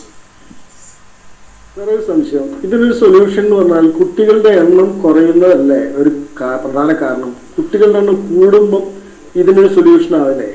കാരണം പണ്ടൊക്കെ ഉള്ള 4-5 കുട്ടികളുള്ള സമയത്ത് അവരുടെ പ്രശ്നങ്ങൾ അങ്ങോട്ടും ഇങ്ങോട്ടും അറിയാനും അത് രക്ഷിതാക്കളിലേക്ക് എത്തിക്കാനുള്ള ഒരു സംവിധാനം ഉണ്ടായി. ഇന്ന് അത് പൂർണ്ണമായി നഷ്ടപ്പെട്ടു. ഒരു കുട്ടിക്ക് ആ കുട്ടീന്റെ വിഷമം ആരോട് പറയാനില്ല, ആ കുട്ടീന്റെ മാത്രം കയ്യിൽ ഒതുങ്ങുക. പിന്നെ അവരെ സഹായിക്കാനുള്ളത് ഇത്തരം ട്രാപ്പുകളാണ്. ഈ ഡ്രഗ്സിന്റെ ഒക്കെ ട്രാപ്പിൽ പെട്ടുപോകുന്നതാണ് കുട്ടികൾ. ഈ രക്ഷിതാക്കൾക്കുള്ള അമിതമായ സ്നേഹം, കാരണം ഒരു കുട്ടി നഷ്ടപ്പെട്ടു കഴിഞ്ഞാൽ അവരുടെ ജീവിതമാകെ നഷ്ടപ്പെട്ടു പോകും. അതുകൊണ്ട് ഈ ഒരൊറ്റ കുട്ടികളോടുള്ള അമിതമായ സ്നേഹം, ഇതൊക്കെ തന്നെയല്ലേ ഇതിന് കാരണം? കുട്ടികളെ എന്നുള്ളതല്ലേ? സാറ് പറഞ്ഞ എല്ലാ കാര്യങ്ങളും പെർഫെക്റ്റ്ലി റൈറ്റ് ആണ്. ഓരോ പോയിന്റ് ആയിട്ട് നോക്കുന്നെങ്കിൽ അത് തന്നെയാണ് റൈറ്റ് ആയിട്ടുള്ള കാര്യം എന്ന് പറയുന്നത്. പഴയ കാലത്ത് നമുക്ക് കൂട്ടുകുടുംബമായിരുന്നു. കൂട്ടുകുടുംബത്തിൽപ്പെട്ട പല ആൾക്കാരുടെയും വിലപ്പെട്ട നിർദ്ദേശങ്ങള് ആ കുടുംബത്തിലെ കുട്ടികൾക്ക് വളരെ മുതൽക്കൂട്ടായിരുന്നു. ഇന്ന് ഒന്നോ ഒരു മുറിയോ മാക്സിമം 2 കുട്ടികൾ. ഈ 2 കുട്ടികളിലും അമിതമായിട്ടുള്ള സ്നേഹം ചുരിഞ്ഞാണ് പാരന്റ്സ് കാണുന്നത്. അവർക്ക് എന്ത് വേണോ അത് വാങ്ങിക്കൊടുക്കും, അവർക്ക് എന്ത് കഴിക്കണോ അത് വാങ്ങിക്കൊടുക്കും. പാരന്റ്സ് എന്ത് ബുദ്ധിമുട്ടുണ്ടാക്കിയിരുന്നാലും തന്റെ കുട്ടി അതൊന്നും അറിയാൻ പാടില്ല, അവൻ അങ്ങനെയൊന്നും അനുഭവിക്കാൻ പാടില്ല എന്നും പറഞ്ഞുകൊണ്ട് അവരുടെ കണ്ണിനെയും കാട്ടിയും ശുഷ്കാന്തിയോട് കൂടിയാണ് ആ കുട്ടികളെ വളർത്തുന്നത്. പക്ഷെ കുട്ടികളാണെങ്കിൽ അവർ പ്രതീക്ഷിക്കുന്ന ലെവലിൽ നിന്നൊന്നും പാരന്റ്സിന് കിട്ടുന്നില്ല. അവർ പ്രതീക്ഷിക്കുന്നത് പോസിറ്റീവ് ആയിട്ടുള്ള കാര്യങ്ങളൊന്നുമല്ല, അവർ പ്രതീക്ഷിക്കുന്നതെല്ലാം നെഗറ്റീവ് ആയിട്ടുള്ള കാര്യങ്ങളാണ്. അങ്ങനെ പാരന്റ്സിൽ നിന്നും കിട്ടാതിരിക്കുന്ന സമയത്ത് സ്വാഭാവികമായിട്ടും അവിടെ ഒരു കുട്ടിയാണെങ്കിൽ അവന്റെ ഫീലിങ്സ് ഷെയർ ചെയ്യാൻ അവിടെ ആരുമില്ല, അവന്റെ ഇമോഷൻസ് ഷെയർ ചെയ്യാൻ ആരുമില്ല. അവന്റെ തോട്ട് പലപ്പോഴും അവൻ ഉള്ളിലോട്ട് ഒതുക്കി പോവുകയാണ്. അപ്പൊ സ്വാഭാവികമായിട്ടും അവന്റെ പേഴ്സണാലിറ്റിക്ക് ഭയങ്കരപ്പെട്ട വ്യതിയാനം സംഭവിക്കുന്നത്. കാര്യം നെഗറ്റീവ് എലിമെന്റ്സ് കൂടുകയാണ്. ഇപ്പൊ സ്ട്രെസ് കൂടുന്നുണ്ട്, സ്ട്രെയിൻ കൂടുന്നുണ്ട്, ആങ്സൈറ്റി കൂടുന്നുണ്ട്, ഡിപ്രഷൻ കൂടുന്നുണ്ട്. ഇതെല്ലാം കൂടി ചേരുന്ന സമയത്ത് ഒരു ഡിപ്രസ്ഡ് മെന്റാലിറ്റിനെ ക്രിയേറ്റ് ചെയ്യും. അവൻ ആരോടെയും സംസാരിക്കത്തില്ല, ഒന്നിലും ഇൻവോൾവ് ആകത്തില്ല, ഒരു അഭിപ്രായവും പറയത്തില്ല. എല്ലായ്പ്പോഴും അവൻ ഡിപ്പെൻഡ് ചെയ്യുന്നത് അവന്റെ ഡിജിറ്റൽ വേൾഡിൽ കൂടിയായിരിക്കും. അപ്പൊ ഡിജിറ്റൽ വേൾഡിൽ കൂടി പോകുന്ന സമയത്ത് അവന് ബോറടി മാറ്റാൻ വേണ്ടി ചിലപ്പോഴ് ഫോണോഗ്രാഫിക് പിക്ചേഴ്സ് സെർച്ച് ചെയ്യാറുണ്ട്, ഫോണോഗ്രാഫിക് വീഡിയോ സെർച്ച് ചെയ്യാറുണ്ട്. ഇതെല്ലാം അവന്റെ സ്വഭാവത്തെ സാരമായിട്ട് ബാധിക്കുമ്പോൾ അവന്റെ വ്യക്തിത്വം തന്നെ നഷ്ടപ്പെട്ടു പോകുന്നു എന്ന് അവന് തോന്നുന്നുണ്ടാവുന്നു. അവൻ ആരുമായിട്ട് അഡ്ജസ്റ്റ് ചെയ്യാൻ ഒക്കത്തില്ല. ഒരു കല്യാണം കഴിച്ചു കൊടുത്താൽ പോലും ആ ദാമ്പത്യ ജീവിതം ഒരു വർഷത്തിൽ കൂടുതലേക്ക് മുന്നോട്ട് കൊണ്ടുപോകാൻ സാധിക്കത്തില്ല. കാര്യം ഇൻഡിപെൻഡന്റ് ആയിട്ട് ഒരു ഡിസിഷൻ എടുക്കാൻ സാധിക്കത്തില്ല, ഒരു കാര്യം സോൾവ് ചെയ്യാൻ സാധിക്കത്തില്ല. ഒരു രൂക്ഷ പ്രശ്നം ഉണ്ടാകുന്ന സമയത്ത് അത് എങ്ങനെ ഹാൻഡിൽ ചെയ്യണമെന്ന് അവൻ അറിയത്തില്ല. എല്ലാത്തിനും അവന് ആങ്സൈറ്റി, എല്ലാത്തിനും ഫിയർ, എല്ലാത്തിനും ടെൻഷൻ. ഈ ഒരു മാനസിക അവസ്ഥ വളരെയധികം സ്വാധീനിക്കുന്നു. അതുകൊണ്ട് സാർ പറഞ്ഞ എല്ലാ പോയിന്റ്സും അബ്സല്യൂട്ട്ലി റൈറ്റ് തന്നെയാണ്. സാറ് ഈ ഡ്രഗ്സും അല്ലെങ്കിൽ ആൽക്കഹോൾസ് അതൊക്കെ ഒരു കവിയെ അല്ലെങ്കിൽ ഒരു ആർട്ടിസ്റ്റിനെ സംബന്ധിച്ചിടത്തോളം ചിന്താധാര കൂട്ടുകയാണോ കുറയ്ക്കുകയാണോ ചെയ്യുക? നല്ല ചോദ്യമാണ്. കാര്യം നമ്മളുടെ പുരാണങ്ങളില് സോമൻ കഴിച്ചെങ്കിൽ മാത്രമേ ദൈവങ്ങൾക്ക് ഉണർവുണ്ടാവുകയുള്ളൂ. സോമരസം എന്നാണ് പറയുന്നത്. അപ്പൊ സോമരസം ഉണ്ടാക്കുന്നതിന് വേണ്ടി സ്വർഗലോകത്ത് പ്രത്യേകമായിട്ടുള്ള ആൾക്കാർ ഉണ്ടായിരുന്നു എന്നൊക്കെ പറയുന്നുണ്ട്. അത് സ്വാഭാവികമായിട്ടും അവയുടെ ഇച്ഛാശക്തി വർദ്ധിക്കുന്നു, ക്രിയേറ്റിവിറ്റി വർദ്ധിക്കുന്നു, ഒക്കെ ശരിയാണ്. ഇപ്പൊ വയലാർ രാമവർമ്മ, ദേവരാജൻ മാസ്റ്റർ അങ്ങനെയുള്ള പഴയ സാഹിത്യകാരന്മാരൊക്കെ നോക്കുന്നെങ്കിൽ അവർ ഇതേപോലത്തെ വസ്തുക്കൾ കൂടുതൽ ഉപയോഗിച്ചിരുന്നു. ലഹരി ഉപയോഗിക്കുന്ന സമയത്ത് അവരുടെ ക്രിയേറ്റിവിറ്റിയൊക്കെ കൂടുന്നുണ്ട്. അത് അവരുടെ ഒരു കാലഘട്ടത്തിന്റെ ഒരു രീതിയായിരുന്നു.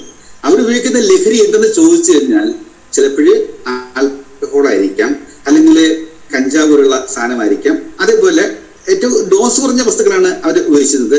അവരുടെ ഇന്റൻസിറ്റി മീൻസ് ക്രിയേറ്റീവ് ഇന്റൻസിറ്റി വളരെ കൂടിയിരുന്നു. അങ്ങനെ നോക്കുന്നുവെങ്കിൽ നമ്മളെ ഫിലിം വേൾഡിലെയും സീരിയൽ വേൾഡിലെയും ടെലിവിഷൻ വേൾഡിലെയും മറ്റേ മീൻസ് ഡ്രാമ ഇതൊക്കെ നോക്കുന്നുവെങ്കിൽ ആർട്ടിസ്റ്റുകൾ ഇതേപോലെയുള്ള ലഹരി പദാർത്ഥങ്ങൾ ഉപയോഗിക്കാറുണ്ട്. എന്തിനുപയോഗിക്കുന്നു എന്ന് ചോദിച്ചു കഴിഞ്ഞാൽ അവരുടെ ക്രിയേറ്റിവിറ്റി കുറച്ച് കൂട്ടാൻ വേണ്ടിയാണെന്നൊക്കെ പറയാറുണ്ട്. പക്ഷേ ക്രിയേറ്റിവിറ്റി കൂടുന്നുണ്ട്, ഒപ്പം തന്നെ അവരുടെ ബിഹേവിയറിസത്തില് സാരമായിട്ടുള്ള കുഴപ്പമുണ്ടാകുന്നുണ്ട്. ഉദാഹരണമായിട്ട് കൂടുതൽ ആൽക്കഹോൾ ഉപയോഗിക്കുന്ന സമയത്ത് ഒരു പുരുഷന്റെ ചിന്തയ്ക്ക് ഡൈവേർഷൻ ഉണ്ടാവും. ആ ചിന്തയ്ക്ക് ഡൈവേർഷൻ ഉണ്ടാകുന്ന സമയത്ത് ഒരു സ്ത്രീയെ കാണുന്ന സമയത്ത് അത് വെറും ഒരു സ്ത്രീയാണെന്ന് അവൻ ചിന്തിക്കുന്നുണ്ട്. ആ സ്ത്രീ ഒരു ഉപയോഗ വസ്തുവാണെന്ന് അവൻ ചിന്തിക്കുന്നുണ്ട്. അപ്പൊ ആ സ്ത്രീയുടെ റൈറ്റ് മനസ്സിലാക്കുന്നില്ല. ആ സ്ത്രീ സമൂഹത്തിന്റെ ഭാഗമാണെന്ന് മനസ്സിലാക്കുന്നില്ല. ഈവൻ തന്റെ അമ്മയുടെ രൂപമാണ് ആ സ്ത്രീ എന്ന് മനസ്സിലാക്കുന്നില്ല. തന്റെ മകളുടെ രൂപമാണ് ആ സ്ത്രീ എന്ന് മനസ്സിലാക്കുന്നില്ല. ആ ഒരു ഇന്റൻസിറ്റിയിലും ഇൻടോക്സിക്കേഷനിലും അവന്റെ മനസ്സിൽ ഉണ്ടാകുന്ന അതിശക്തമായിട്ടുള്ള ജൽപ്പനങ്ങളും അതിശക്തമായിട്ടുള്ള സെക്സ് ഓറിയന്റഡ് തിങ്കിങ്സും അവിടെ അവൻ ഒരു പുതിയ വ്യക്തിത്വമായിട്ട് മാറും. എന്ന് പറഞ്ഞാൽ അവൻ നിയമത്തിന്റെ കുരുക്കിൽ അകപ്പെട്ടു പോകുന്നുണ്ട്, നിയമത്തിന്റെ ട്രാപ്പിൽ അകപ്പെട്ടു പോകുന്നുണ്ട്. അപ്പൊ അവന്റെ സ്വഭാവത്തിന് സാരമായിട്ടുള്ള മാറ്റം സംഭവിച്ചു. പിന്നെ ആരോഗ്യം എടുക്കുന്നുവെങ്കിൽ വളരെ പെട്ടെന്ന് ബ്രെയിനിനെ ബാധിക്കും. ആ ബ്രെയിനിനെ ബാധിച്ചു കഴിഞ്ഞാൽ മെമ്മറി നഷ്ടപ്പെട്ടു പോകും. പിന്നെ അവൻ ചെയ്യുന്നതെല്ലാം യാന്ത്രികമായിട്ട് മാറുന്നുണ്ട്. പിന്നെ അവന്റെ ഫിനാൻഷ്യൽ കണ്ടീഷൻ നോക്കൂ, അത് വളരെയധികം താഴെ പോകുന്നുണ്ട്. അവന്റെ കുടുംബത്തിന്റെ അവസ്ഥ നോക്കൂ, അത് പെട്ടെന്ന് ഡിസെന്റിഗ്രേറ്റ് ആയിട്ട് പോകുന്നുണ്ട്.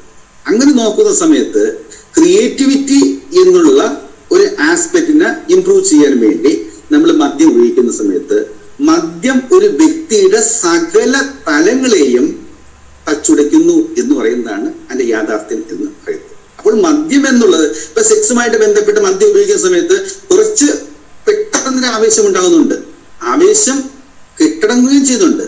പക്ഷെ അത് ആ ഒരു അവയവുമായിട്ട് ബന്ധപ്പെട്ടിരിക്കുന്ന നാഡീജനപ്പുകളുടെ പ്രവർത്തനത്തെ സാരമായിട്ട് ബാധിക്കുമ്പോൾ റീപ്രൊഡക്റ്റീവ് സിസ്റ്റം തന്നെ തകരാറിലായിട്ട് മാറുകയാണ് ചെയ്യുന്നത്. അപ്പൊ അതുകൊണ്ട് മദ്യം എന്നുള്ളത് ഒരു ക്രിയേറ്റിവിറ്റിയെ ഇൻഫ്ലുവൻസ് ചെയ്യുന്നു എന്നതൊക്കെയാണ്. പക്ഷെ അനുബന്ധമായിട്ടുണ്ടാകുന്ന എല്ലാ ഡൊമൈനിലും അത് വളരെ സീരിയസ് ആയിട്ടുള്ള പ്രോബ്ലം ക്രിയേറ്റ് ചെയ്യും. അതാണ് കാര്യം. സുരേഷ് സാറേ, നമ്മുടെ വിഷയത്തിൽ നിന്ന് അല്പം മാറിപ്പോയ ചർച്ച എന്നൊരു അഭിപ്രായം തോന്നുന്നു. കാരണം സ്ത്രീ പുരുഷ മനഃശാസ്ത്രം എന്ന വിഷയത്തിൽ നിന്ന് മാറി മദ്യ മയക്കുമരുന്ന് ഉപയോഗത്തിലേക്കും ലഹരി ഉപയോഗത്തിലേക്കും കുടുംബ പശ്ചാത്തലത്തിലേക്കും അല്പം മാറിപ്പോയി എന്ന് തോന്നുന്നു.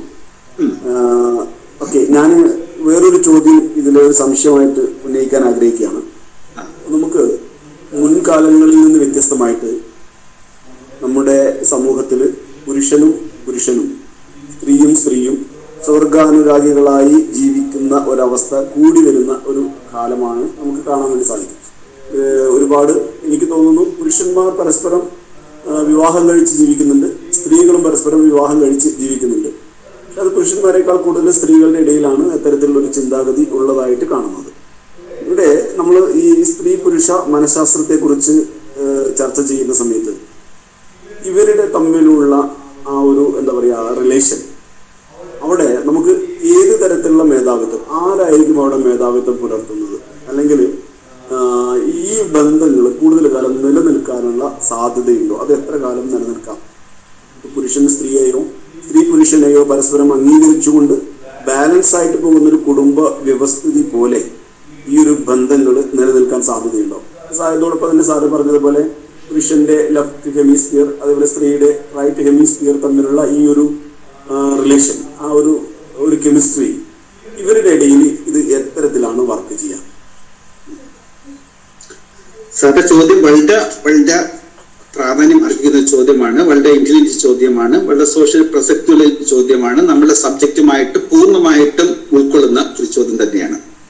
എന്ന് വെച്ച് കഴിഞ്ഞാൽ നമ്മുടെ കോ ലിവിങ്, കോ എക്സിസ്റ്റൻസ്, ഇതൊക്കെയാണ് സാർ ഉദ്ദേശിക്കുന്നത്. പുരുഷനുമായിട്ടും സ്ത്രീയുമായിട്ടുള്ള ഒരു ജീവിതമാണ്. ആക്ച്വലി നമ്മൾ മനസ്സിലാക്കേണ്ടത് പുരുഷനും സ്ത്രീയും തമ്മിലുള്ള റിലേഷൻഷിപ്പിനെയാണ് പ്രകൃതിദത്തമായിട്ടുള്ള റിലേഷൻഷിപ്പ് എന്ന് പറയുന്നത്. അതിൽ കൂടി മാത്രമേ അടുത്ത തലമുറയ്ക്ക് ജന്മം കൊടുക്കുവാൻ സാധിക്കുകയുള്ളൂ. അതാണ് നൈസർഗികമായിട്ടുള്ള, നാച്ചുറൽ ആയിട്ടുള്ള, യൂണിവേഴ്സൽ ആയിട്ടുള്ള റിലേഷൻഷിപ്പ് എന്ന് പറയുന്നത്. ആ റിലേഷൻഷിപ്പിന് ഓവർകം ചെയ്യുവാൻ വേണ്ടി മറ്റൊരു റിലേഷൻഷിപ്പിന് സാധിക്കത്തില്ല എന്നാണ് ഫസ്റ്റ് പോയിന്റ് ആയിട്ട് എനിക്ക് പറയാൻ സാധിക്കുന്നത്. ഇവിടെ നമ്മൾ കാണേണ്ട ഒരു സബോർഡിനേറ്റ് പോയിന്റ്, ഒരു പുരുഷന്റെ ഉള്ളില് പുരുഷ മനസ്സുകൊണ്ട് സ്ത്രീ മനസ്സുണ്ട്. ദാറ്റ് മീൻസ് രണ്ട് മനസ്സെന്ന് ഞാൻ പറഞ്ഞു കഴിഞ്ഞു. ഈ രണ്ട് മനസ്സും അതിശക്തമായിട്ടുള്ള സംഘർഷത്തിലാണെങ്കിൽ, ലെഫ്റ്റ് ഹെമിസ്ഫിയർ ഓഫ് ദ ബ്രെയിനും റൈറ്റ് ഹെമിസ്ഫിയർ ഓഫ് ദ ബ്രെയിനും അതിശക്തമായിട്ടുള്ള സംഘർഷത്തിലാണെങ്കിൽ ഒരു പുരുഷന് ഒരു സ്ത്രീയുമായിട്ട് സ്വാഭാവികമായിട്ടുള്ള ഒരു ദാമ്പത്യ ബന്ധം ഉണ്ടാക്കാൻ സാധിക്കത്തില്ല. എല്ലാ കാര്യങ്ങളിലും അവർക്ക് രണ്ട് അഭിപ്രായം ആയിരിക്കും, എല്ലാ കാര്യങ്ങൾക്കും അവർക്ക് രണ്ട് വ്യൂ പോയിന്റ് ആയിരിക്കും, എല്ലാ കാര്യങ്ങൾക്കും രണ്ട് ആറ്റിറ്റ്യൂഡ് ആയിരിക്കും, എല്ലാ കാര്യങ്ങൾക്കും ഡൈവർജന്റ് ആയിട്ടുള്ള കോൺസെപ്റ്റ് ആയിരിക്കും. സ്വാഭാവികമായിട്ടും അവരെപ്പോഴും ക്ലാഷിലായിരിക്കും, അതിശക്തമായിട്ടുള്ള പിണക്കത്തിലായിരിക്കും, പരസ്പര പൂരകങ്ങളാകുവാൻ സാധിക്കത്തില്ല, ഒന്നാകുവാനും അവർക്ക് സാധിക്കത്തില്ല. ഈ സമയത്ത് അവരുടെ ഉള്ളിലുണ്ടാകുന്ന ധാർമ്മിക രോക്ഷം പലപ്പോഴും അവരെ ഡിവോഴ്സ് എന്ന പ്രക്രിയയിലേക്ക് നയിച്ചേക്കാം. പക്ഷേ ഒരു പുരുഷനുമായിട്ട് ജീവിക്കുന്ന സമയത്ത് അവിടെ രണ്ട് ധ്രുവങ്ങൾ, ദാറ്റ് മീൻസ് രണ്ട് ഹെമിസ്ഫിയർ ഓഫ് ദ ബ്രെയിനും, that means left hemisphere of the ബ്രെയിനും ലെഫ്റ്റ് ഹെമിസ്ഫിയർ ഓഫ് ദ ബ്രെയിനും ഒരുമിക്കുകയാണ് ചെയ്യുന്നത്.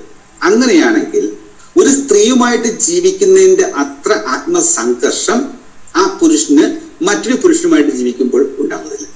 ഒരു സ്ത്രീയുമായിട്ട് ജീവിക്കുന്ന സമയത്ത് ലെഫ്റ്റ് ഹെമിസ്ഫിയർ ഓഫ് ദ ബ്രെയിനും ഒരുമിച്ച് ചേരുമ്പോൾ ഒരു പുരുഷനുമായിട്ട് ജീവിക്കുന്നതിന്റെ അത്ര ആത്മസംതൃപ്തി സംഘർഷം അവർക്ക് ഉണ്ടാവുന്നില്ല. അങ്ങനെ നോക്കുന്നു എങ്കിൽ പുരുഷനുമായിട്ടും സ്ത്രീയുമായിട്ട് ജീവിക്കുമ്പോൾ പുരുഷനും സ്ത്രീയുമായിട്ട് ജീവിക്കുന്നതിന്റെ അത്ര പ്രശ്നങ്ങൾ ഇവരുടെ ഇടയിലേക്ക് ഉണ്ടാകുന്നില്ല എന്നത് സ്വാഭാവികമായിട്ടുള്ള ഒരു കാര്യമാണ്. ആ ഒരു സ്വാഭാവികതയിൽ നിന്നും അവർക്ക് ഏറെക്കുറെ നന്നായിട്ട് മുന്നോട്ട് പോകാൻ സാധിക്കും.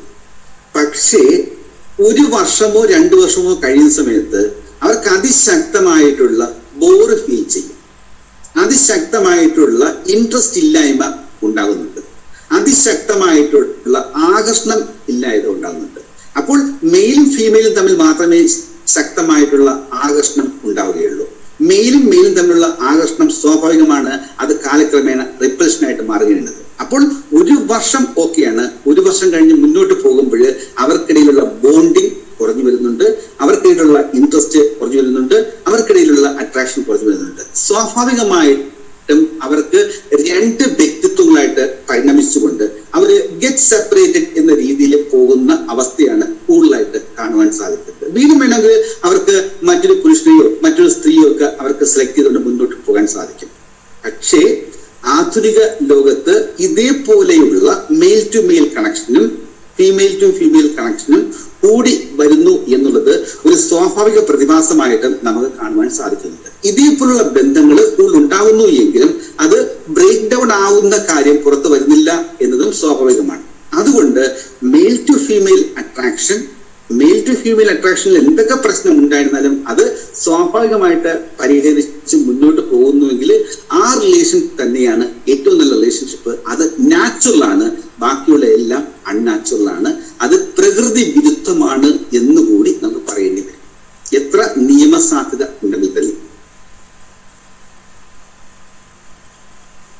ഓക്കെ സാർ, സാറിന്റെ എക്സ്പ്ലനേഷൻ വളരെ നന്നായി. ഇതിനോടനുബന്ധിച്ച് തന്നെ നമ്മുടെ കഴിഞ്ഞ ഈ ക്ലാസ് അല്ലാതിന് തൊട്ട് മുൻപേ സാറ് പറഞ്ഞ ക്ലാസ്സുമായി ബന്ധപ്പെടുത്തിക്കൊണ്ട് ഞാൻ ഇതിനെ ചോദിക്കുകയാണ്. ഒരു സ്ത്രീക്ക് പുരുഷനിൽ നിന്നോ പുരുഷന് സ്ത്രീയിൽ നിന്നോ കിട്ടുന്ന ആസ്വാദനത്തിന്റെ ആ ഒരു പരിധി വെച്ച് നോക്കുമ്പോൾ ഒരു പുരുഷൻ പുരുഷനെയും ഒരു സ്ത്രീ സ്ത്രീയെയും എങ്ങനെയാണ് അവർക്ക് സെക്സിൽ ആസ്വദിക്കാൻ സാധിക്കും? ഒന്നുകൂടി വ്യക്തമാക്കാൻ സാറേ, കുറച്ചുകൂടി. അതായത് ഒരു പുരുഷനിൽ നിന്ന് കരസ്ഥമാക്കുന്ന ലൈംഗിക ആസ്വാദനം ഒരു സ്ത്രീയിൽ നിന്ന് കരസ്ഥമാക്കുന്ന ലൈംഗിക ആസ്വാദനത്തെയും അത് എങ്ങനെയാണ് അത് നിലനിർത്താൻ സാധിക്കുന്നത്? ഏത് രീതിയിലാണ് ആസ്വാദനം കണ്ടെത്തുന്നത്?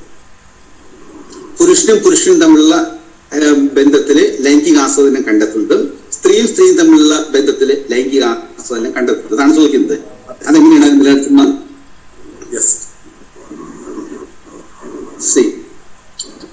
സാധാരണഗതിയില് പുരുഷനും തമ്മിലുള്ള ലൈംഗിക മീൻസ് റിലേഷൻഷിപ്പിന്റെ ഒരു ഭാഗമാണല്ലോ ലൈംഗികമായിട്ടുള്ള ആസ്വാദനം എന്ന് പറയുന്നത്. അതിനുപരിയായിട്ട് പല തലങ്ങളുണ്ട്. ആ പല തലങ്ങളില് ഒരു തലമാണ് അവയുടെ ലൈംഗികമായിട്ടുള്ള ആസ്വാദനം എന്ന് പറയുന്നത്. ഈ ലൈംഗിക ആസ്വാദനത്തില് ഒന്നാമത്തെ ഫാക്ടർ എന്ന് പറയുന്നത് ഈ 2 ആൾക്കാരുടെയും മനസ്സിലുണ്ടാകുന്ന ലൈംഗികമായിട്ടുള്ള ഉണർവാണ്. ഈ 2 ആൾക്കാരുടെയും മനസ്സിലുണ്ടാകുന്ന ലൈംഗികമായിട്ടുള്ള അട്രാക്ഷനാണ്. ഈ 2 ആൾക്കാരുടെയും മനസ്സിലുണ്ടാകുന്ന ലൈംഗികമായിട്ടുള്ള താല്പര്യം, ഇൻട്രസ്റ്റ്, ഇതൊക്കെയാണ്. ഇത് 2 പേരും ഹോമോ സെക്ഷൽ ആക്ടിവിറ്റീസുമായിട്ട് താല്പര്യമുള്ളത് കൊണ്ടാണല്ലോ അവർ ഒന്നായിട്ട് ജീവിക്കാൻ വേണ്ടി തീരുമാനിക്കുന്നത്. അപ്പോൾ ഹോമോ സെക്ഷൽ ആക്ടിവിറ്റീസ് എന്ന് പറയുന്നത് പ്രകൃതി വിരുദ്ധമായിട്ടുള്ള ഒരു സെക്സ് ആക്ടിവിറ്റിയാണ്. അതിൽ ഏറ്റവും കൂടുതൽ അവർ യൂസ് ചെയ്യുന്നത് ഓറൽ സെക്സ് ആണ്. പക്ഷെ ഈ ഓറൽ സെക്സ് കണ്ടിന്യൂസ് ആയിട്ട് അവർ റിപ്പീറ്റ് ചെയ്യുമ്പോൾ അതിൽ ഒരു വലിയ ബോറിംഗ് ഫീലിങ്സ് അവർ ഉണ്ടാകുന്നുണ്ട്. ആ ഒരു സെക്ഷൽ ആക്ടിവിറ്റീസ് നമുക്കറിയാം, അത് സേഫ് അല്ല, അൺസേഫ് ആണ്.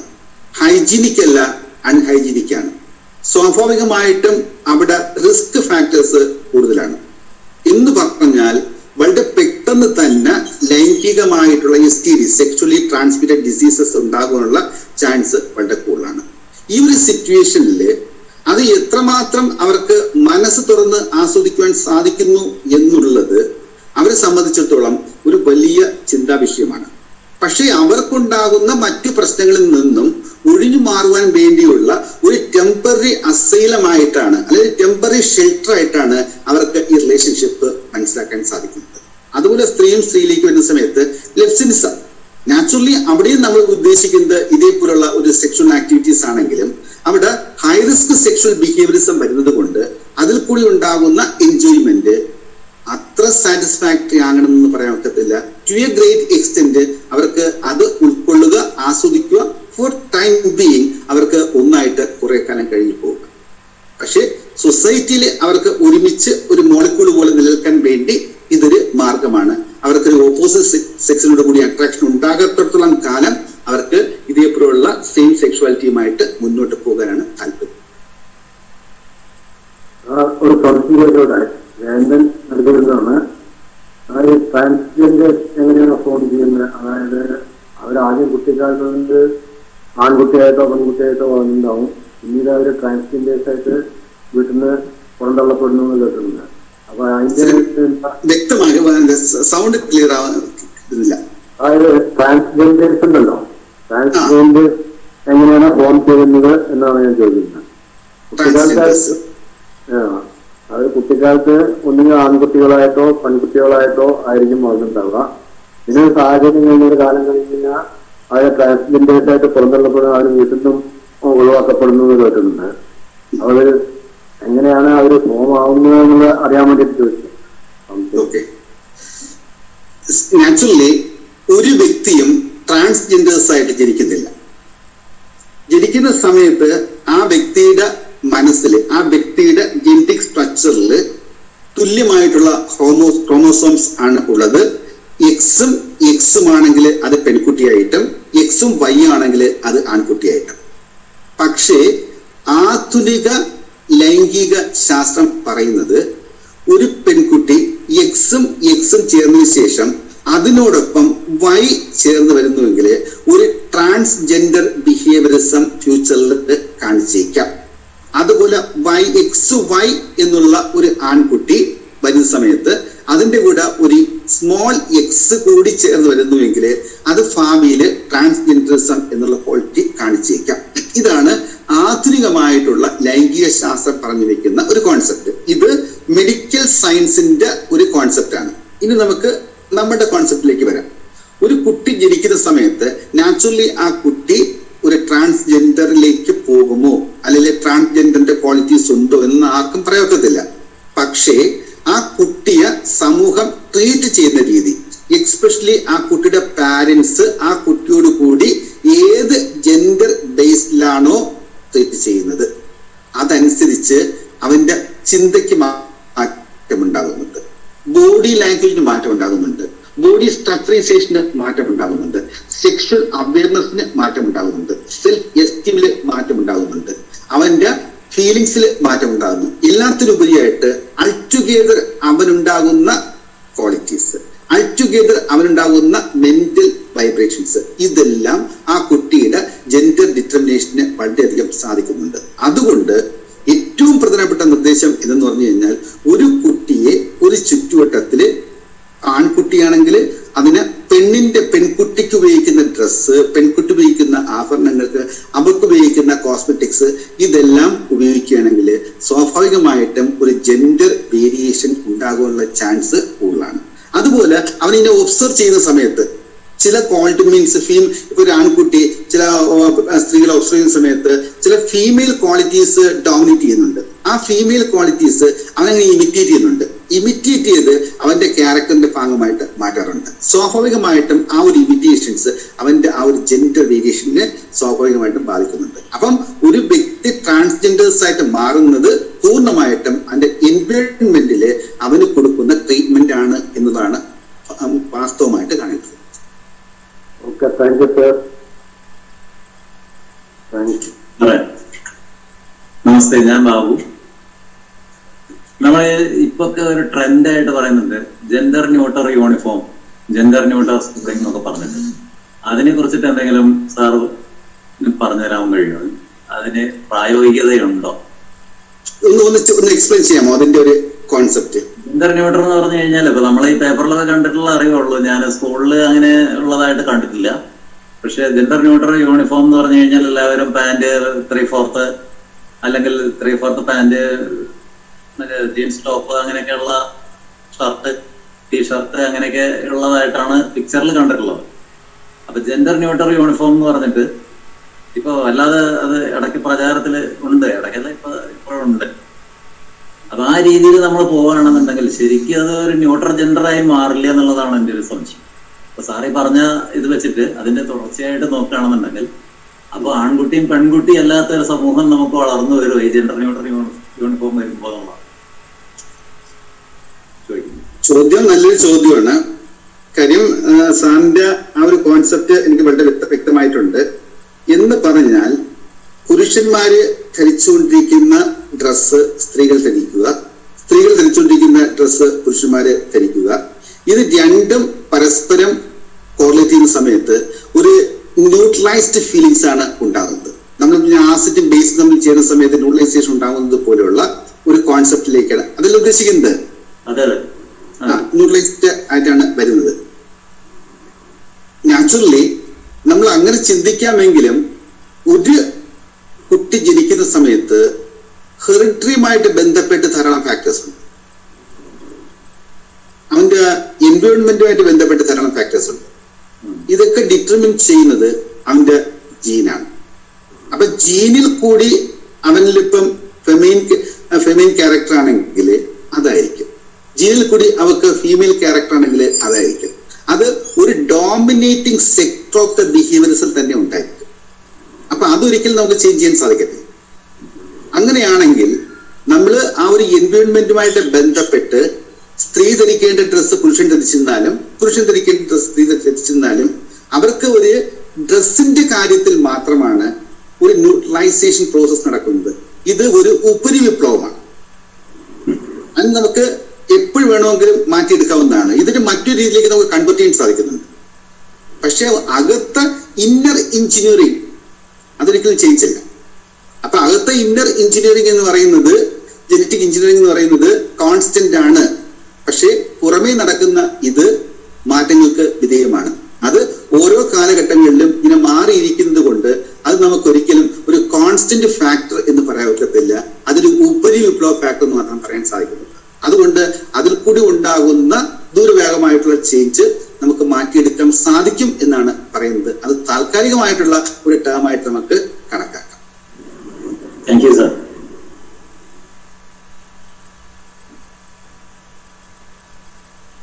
ഇനി ആർക്കെങ്കിലും ചോദ്യങ്ങൾ ചോദിക്കാനുണ്ടോ?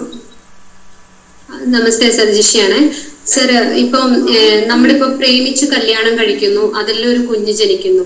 അപ്പോ അത്രയധികം പ്രേമിച്ചിട്ടാണ് കല്യാണം കഴിച്ചിട്ട് കുഞ്ഞ് ജനിച്ച് കുറച്ചു കഴിഞ്ഞ് ഭർത്താവ് മരിച്ചു പോകുമ്പോൾ ആ കുഞ്ഞിനോട് ദേഷ്യം തോന്നുന്നത് അതിന്റെ പുറകിൽ എന്താണ് യഥാർത്ഥത്തിൽ സംഭവിക്കുന്നത് ആ സ്ത്രീയുടെ മനസ്സിൽ? ചോദ്യം ഇതാണ്. പ്രേമിച്ച് കല്യാണം കഴിച്ച് ഒരു കുഞ്ഞുണ്ടായതിനു ശേഷം ഹസ്ബൻഡ് മരിച്ചു പോകുന്നുണ്ട്. ഹസ്ബൻഡ് മരിച്ചതിന് ശേഷം ആ കുഞ്ഞിനോട് കൂടി ശക്തമായിട്ടുള്ള ദേഷ്യം ഉണ്ടാകുന്നു എന്നത് എന്തുകൊണ്ടെന്നാണ്, മാനസികമായിട്ടും എന്ത് കുഴപ്പം എന്നാണ് ചോദിക്കുന്നത്.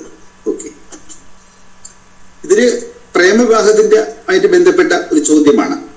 അപ്പൊ നമ്മൾ മീൻസ് വിവാഹത്തിന് മുമ്പ് പ്രേമിക്കുന്ന ആൾക്കാരുണ്ട്, വിവാഹം കഴിഞ്ഞതിന് ശേഷം പ്രേമിക്കുന്ന ആൾക്കാരുണ്ട്. വിവാഹത്തിന് മുമ്പേ പ്രേമിക്കുക എന്ന് പറഞ്ഞു കഴിഞ്ഞാൽ അത് മനസ്സുമായിട്ടുള്ള ഒരു ഇന്ററാക്ഷനാണ്. മനസ്സുമായിട്ടുള്ള ഇന്ററാക്ഷനിൽ രണ്ട് മനസ്സുകൾ ഉപാധികളെ കൂടിച്ചേർന്ന് ഒന്നായിട്ട് മാറി അവര് വിവാഹത്തിലേക്ക് പോകുന്നുണ്ട്. പക്ഷെ വിവാഹത്തിലേക്ക് പോയതിനു ശേഷവും ചില ആൾക്കാരുടെ മാനസിക ലെവലിലുള്ള സ്നേഹം ശാരീരിക ലെവലിലേക്ക് താഴ്ന്നു പോകാറുണ്ട്. അങ്ങനെയാണെങ്കിൽ എന്റെ ഹസ്ബൻഡിന് പ്രേമിച്ച് നടന്ന സമയത്തുണ്ടായിരുന്ന ഒരു സ്നേഹം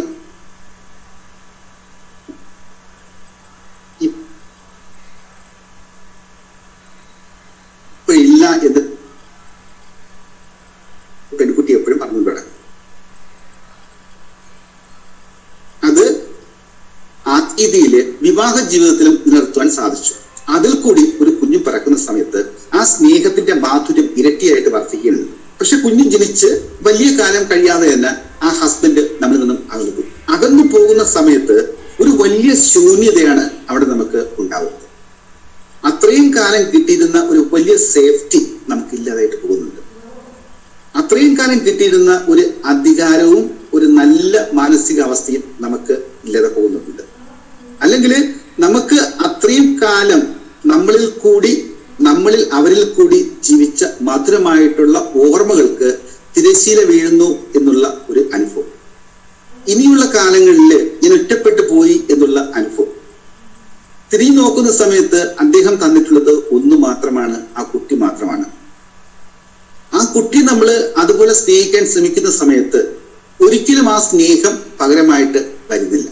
എന്തെന്ന് ചോദിച്ചു കഴിഞ്ഞാൽ, ആ കുട്ടിയുടെ ജന്മവുമായിട്ട് ബന്ധപ്പെട്ട് ആ ഹസ്ബൻഡിന് ഒരു വലിയ നാശം സംഭവിച്ചു, അല്ലെങ്കിൽ അദ്ദേഹത്തിന് ഭൂമിയുമായിട്ട് വിട പറയേണ്ടി വന്നു, അല്ലെങ്കിൽ ഈ കുട്ടിയുടെ ജന്മവുമായിട്ട് ബന്ധപ്പെട്ടിരിക്കുന്നു എന്നുള്ള തോന്നൽ ഉണ്ടായില്ലെങ്കിൽ പോലും നമ്മളുടെ ബോധ മനസ്സിൽ കൂടി ആ ഒരു ചിന്തയും കടന്നു പോകാം. അങ്ങനെ കടന്നു പോകുന്ന സമയത്ത് നിന്റെ തല കണ്ടതിന് ശേഷമാണല്ലോ എന്റെ ഹസ്ബൻഡ് നഷ്ടപ്പെട്ടു പോയത് എന്നുള്ള മറ്റൊരു ചിന്തയും വരും. അങ്ങനെ അമ്മയും കുഞ്ഞും തമ്മിലുള്ള ആ ഒരു വലിയ ബന്ധത്തിന്റെ ഇടയിലുണ്ടാകുന്ന ഈ സ്നേഹ വിള്ളല് അമ്മയിലേക്ക് അതിശക്തമായിട്ടുള്ള ഒരു സ്ട്രെസ് ക്രിയേറ്റ് ചെയ്യാം, അല്ലെങ്കിൽ ഒരു ഉത്കണ്ഠ ക്രിയേറ്റ് ചെയ്യാം. ഈ സ്ട്രെസ്, ഉത്കണ്ഠയും പേടിയെല്ലാം കയറുന്ന സമയത്ത് ഒരു ഡിപ്രഷനായിട്ട് അത് പരിണമിക്കാം. അങ്ങനെ അതിന് മാനസിക പ്രശ്നങ്ങളുടെ ഒരു നീണ്ട നിരയിലേക്ക് പോവുകയാണ് ചെയ്യുന്നത്. പക്ഷെ ഇവിടെ കുട്ടി എന്താ പഠിച്ചത്? ആ കുട്ടി ഇതിലൊന്നും ഇൻവോൾവ് അല്ല. ആ കുട്ടിക്ക് ഇതുമായിട്ട് ഒരു ബന്ധവും ഇല്ല. ഒരു വ്യക്തി ഭൂമിയിൽ ജനിക്കുന്നു, ഒരു ദിവസമാകുന്ന സമയത്ത് ആ വ്യക്തി ഭൂമിയിൽ നിന്ന് മരിച്ചു പോകുന്നു. ഇതൊരു റിയാലിറ്റിയാണ്. അതൊരു പ്രത്യേക വയസ്സിലായിരിക്കാം, ചിലപ്പോൾ ഏജിലായിരിക്കാം, അതൊക്കെ സ്വാഭാവികമായിട്ട് സംഭവിക്കുന്നതാണ്. പക്ഷെ അത്രയും കാലം നമ്മൾ വളരെ സന്തോഷത്തോട് കഴിഞ്ഞു എന്നുള്ളത് ഒരു പരമമായിട്ടുള്ള യാഥാർത്ഥ്യമാണ്. ആ യാഥാർത്ഥ്യവുമായിട്ട് ബന്ധപ്പെട്ടിരിക്കുന്ന മധുരമായിട്ടുള്ള കുറെ അനുഭവങ്ങൾ, ആ മധുരമായിട്ടുള്ള അനുഭവങ്ങൾ നിങ്ങളുടെ കുഞ്ഞിൽ കാണാൻ ശ്രമിക്കുക. ആ കുഞ്ഞിൽ നിങ്ങൾ വേണ്ടോളം സ്നേഹിക്കാൻ ശ്രമിക്കുക. ഒരു കുഞ്ഞെന്ന് പറയുന്നത് അമ്മയുടെ ഗർഭപാത്രത്തിൽ ജനിക്കുമ്പോഴേ ആ കുഞ്ഞും അമ്മയും തമ്മിലുള്ള ബന്ധം എന്ന് പറഞ്ഞു കഴിഞ്ഞാൽ അതിബോധ ബന്ധത്തിന് തുല്യമാണ്. എന്താണ് അതിബോധ ബന്ധത്തിന് തുല്യം എന്ന് ചോദിച്ചു കഴിഞ്ഞാൽ, ഒരു ലോകത്തിൽ നിന്നും മറ്റൊരു ലോകത്തിലേക്ക് ട്രാൻസ്ഫർ ചെയ്യുന്ന സമയത്ത് നമുക്ക് ഉണ്ടാകുന്ന ഒരു വികാരമാണ് അതിബോധം എന്ന് പറയുന്നത്. അപ്പോൾ അതിബോധത്തിൽ ജനിച്ച കുട്ടിയാണ്. ആ കുട്ടിക്ക് അമ്മയുമായിട്ടുള്ള കടപ്പാട് വളരെ കൂടുതലാണ്. അവന് ലോകത്ത് മറക്കാൻ സാധിക്കാത്ത ഒരു ചാലക ശക്തി എന്ന് പറയുന്നത് അവന്റെ അമ്മയാണ്. കാര്യം ആ പൊക്കിൾ കൊടി ബന്ധത്തിന് അത്രത്തോളം പ്രാധാന്യമുണ്ട് എന്ന് നമ്മൾ മനസ്സിലാക്കണം. അതുകൊണ്ട് നമ്മുടെ മനസ്സിലുണ്ടായിരിക്കുന്ന ഈ വികാരത്തെ നമ്മൾ പരിപൂർണമായിട്ടും ചിന്തയിൽ കൂടിയും നമ്മുടെ ശരിയായിട്ടുള്ള കാഴ്ചപ്പാടിൽ കൂടിയും മറ്റുള്ള വ്യക്തികളുടെ മനോഭാവത്തിൽ കൂടിയും വേണമെങ്കിൽ നമുക്ക് ബന്ധപ്പെട്ട നമ്മളെ ഉപദേശിക്കാൻ സാധിക്കുന്ന, നമുക്ക് മാർഗനിർദ്ദേശം തരാൻ സാധിക്കുന്ന ആൾക്കാരുമായിട്ട് ഒരു നല്ല കൺസൾട്ടേഷനിൽ കൂടി നമ്മളൊരു പുതിയ തലത്തിലേക്ക് പോവുക. വേണമെങ്കിൽ നിങ്ങൾക്കൊരു പുനർവിവാഹം ആകാം, അല്ലെങ്കിൽ അതിന്റെ രീതിക്ക്. പക്ഷെ കുഞ്ഞെന്ന് പറയുന്നത് ഇവിടെ ഒരിക്കലും നിങ്ങളുടെ ആ ദുഃഖത്തിന് പാത്രമായിട്ടുള്ള ഒരു വ്യക്തിത്വമല്ല. അവൻ നിങ്ങളുടെ ഉദരത്തിൽ വളർന്ന നിങ്ങളുടെ ജീവന്റെ അംശമാണ്. അതുകൊണ്ട് നിങ്ങളുടെ ഹസ്ബൻഡിന്റെ തുടുപ്പ് തന്നെയാണ് നിങ്ങളുടെ കുട്ടി എന്നുള്ള തിരിച്ചറിവാണ് ആദ്യമായിട്ട് വേണ്ടത്. അങ്ങനെയാണെങ്കിൽ നമുക്ക് എല്ലാ മാനസിക പ്രശ്നത്തിൽ നിന്നും മുന്നോട്ട് പോയി അതിജീവിക്കാൻ സാധിക്കും. സാറേ, ഒരു ചോദ്യം. എൻ്റെ പേര് സജി കൊല്ലം. സാറേ, ഒരു കുടുംബത്തിലെ ഭാര്യയ്ക്ക് ഭർത്താവിനും ഉയർന്ന അളവിൽ ഈഗോ ഉണ്ടാവുകയും അവരൊരു ഡൈവേഴ്സിലേക്ക് പോകാനായിട്ട് നിൽക്കുകയും ചെയ്യുകയാണെങ്കിൽ ഒരു കൗൺസിലർ എന്നുള്ള നിലയിൽ നമുക്ക് അവരെ എങ്ങനെ അതിൽ നിന്ന് മാറ്റാൻ സാധിക്കും? രണ്ടുപേർക്ക് ഈഗോ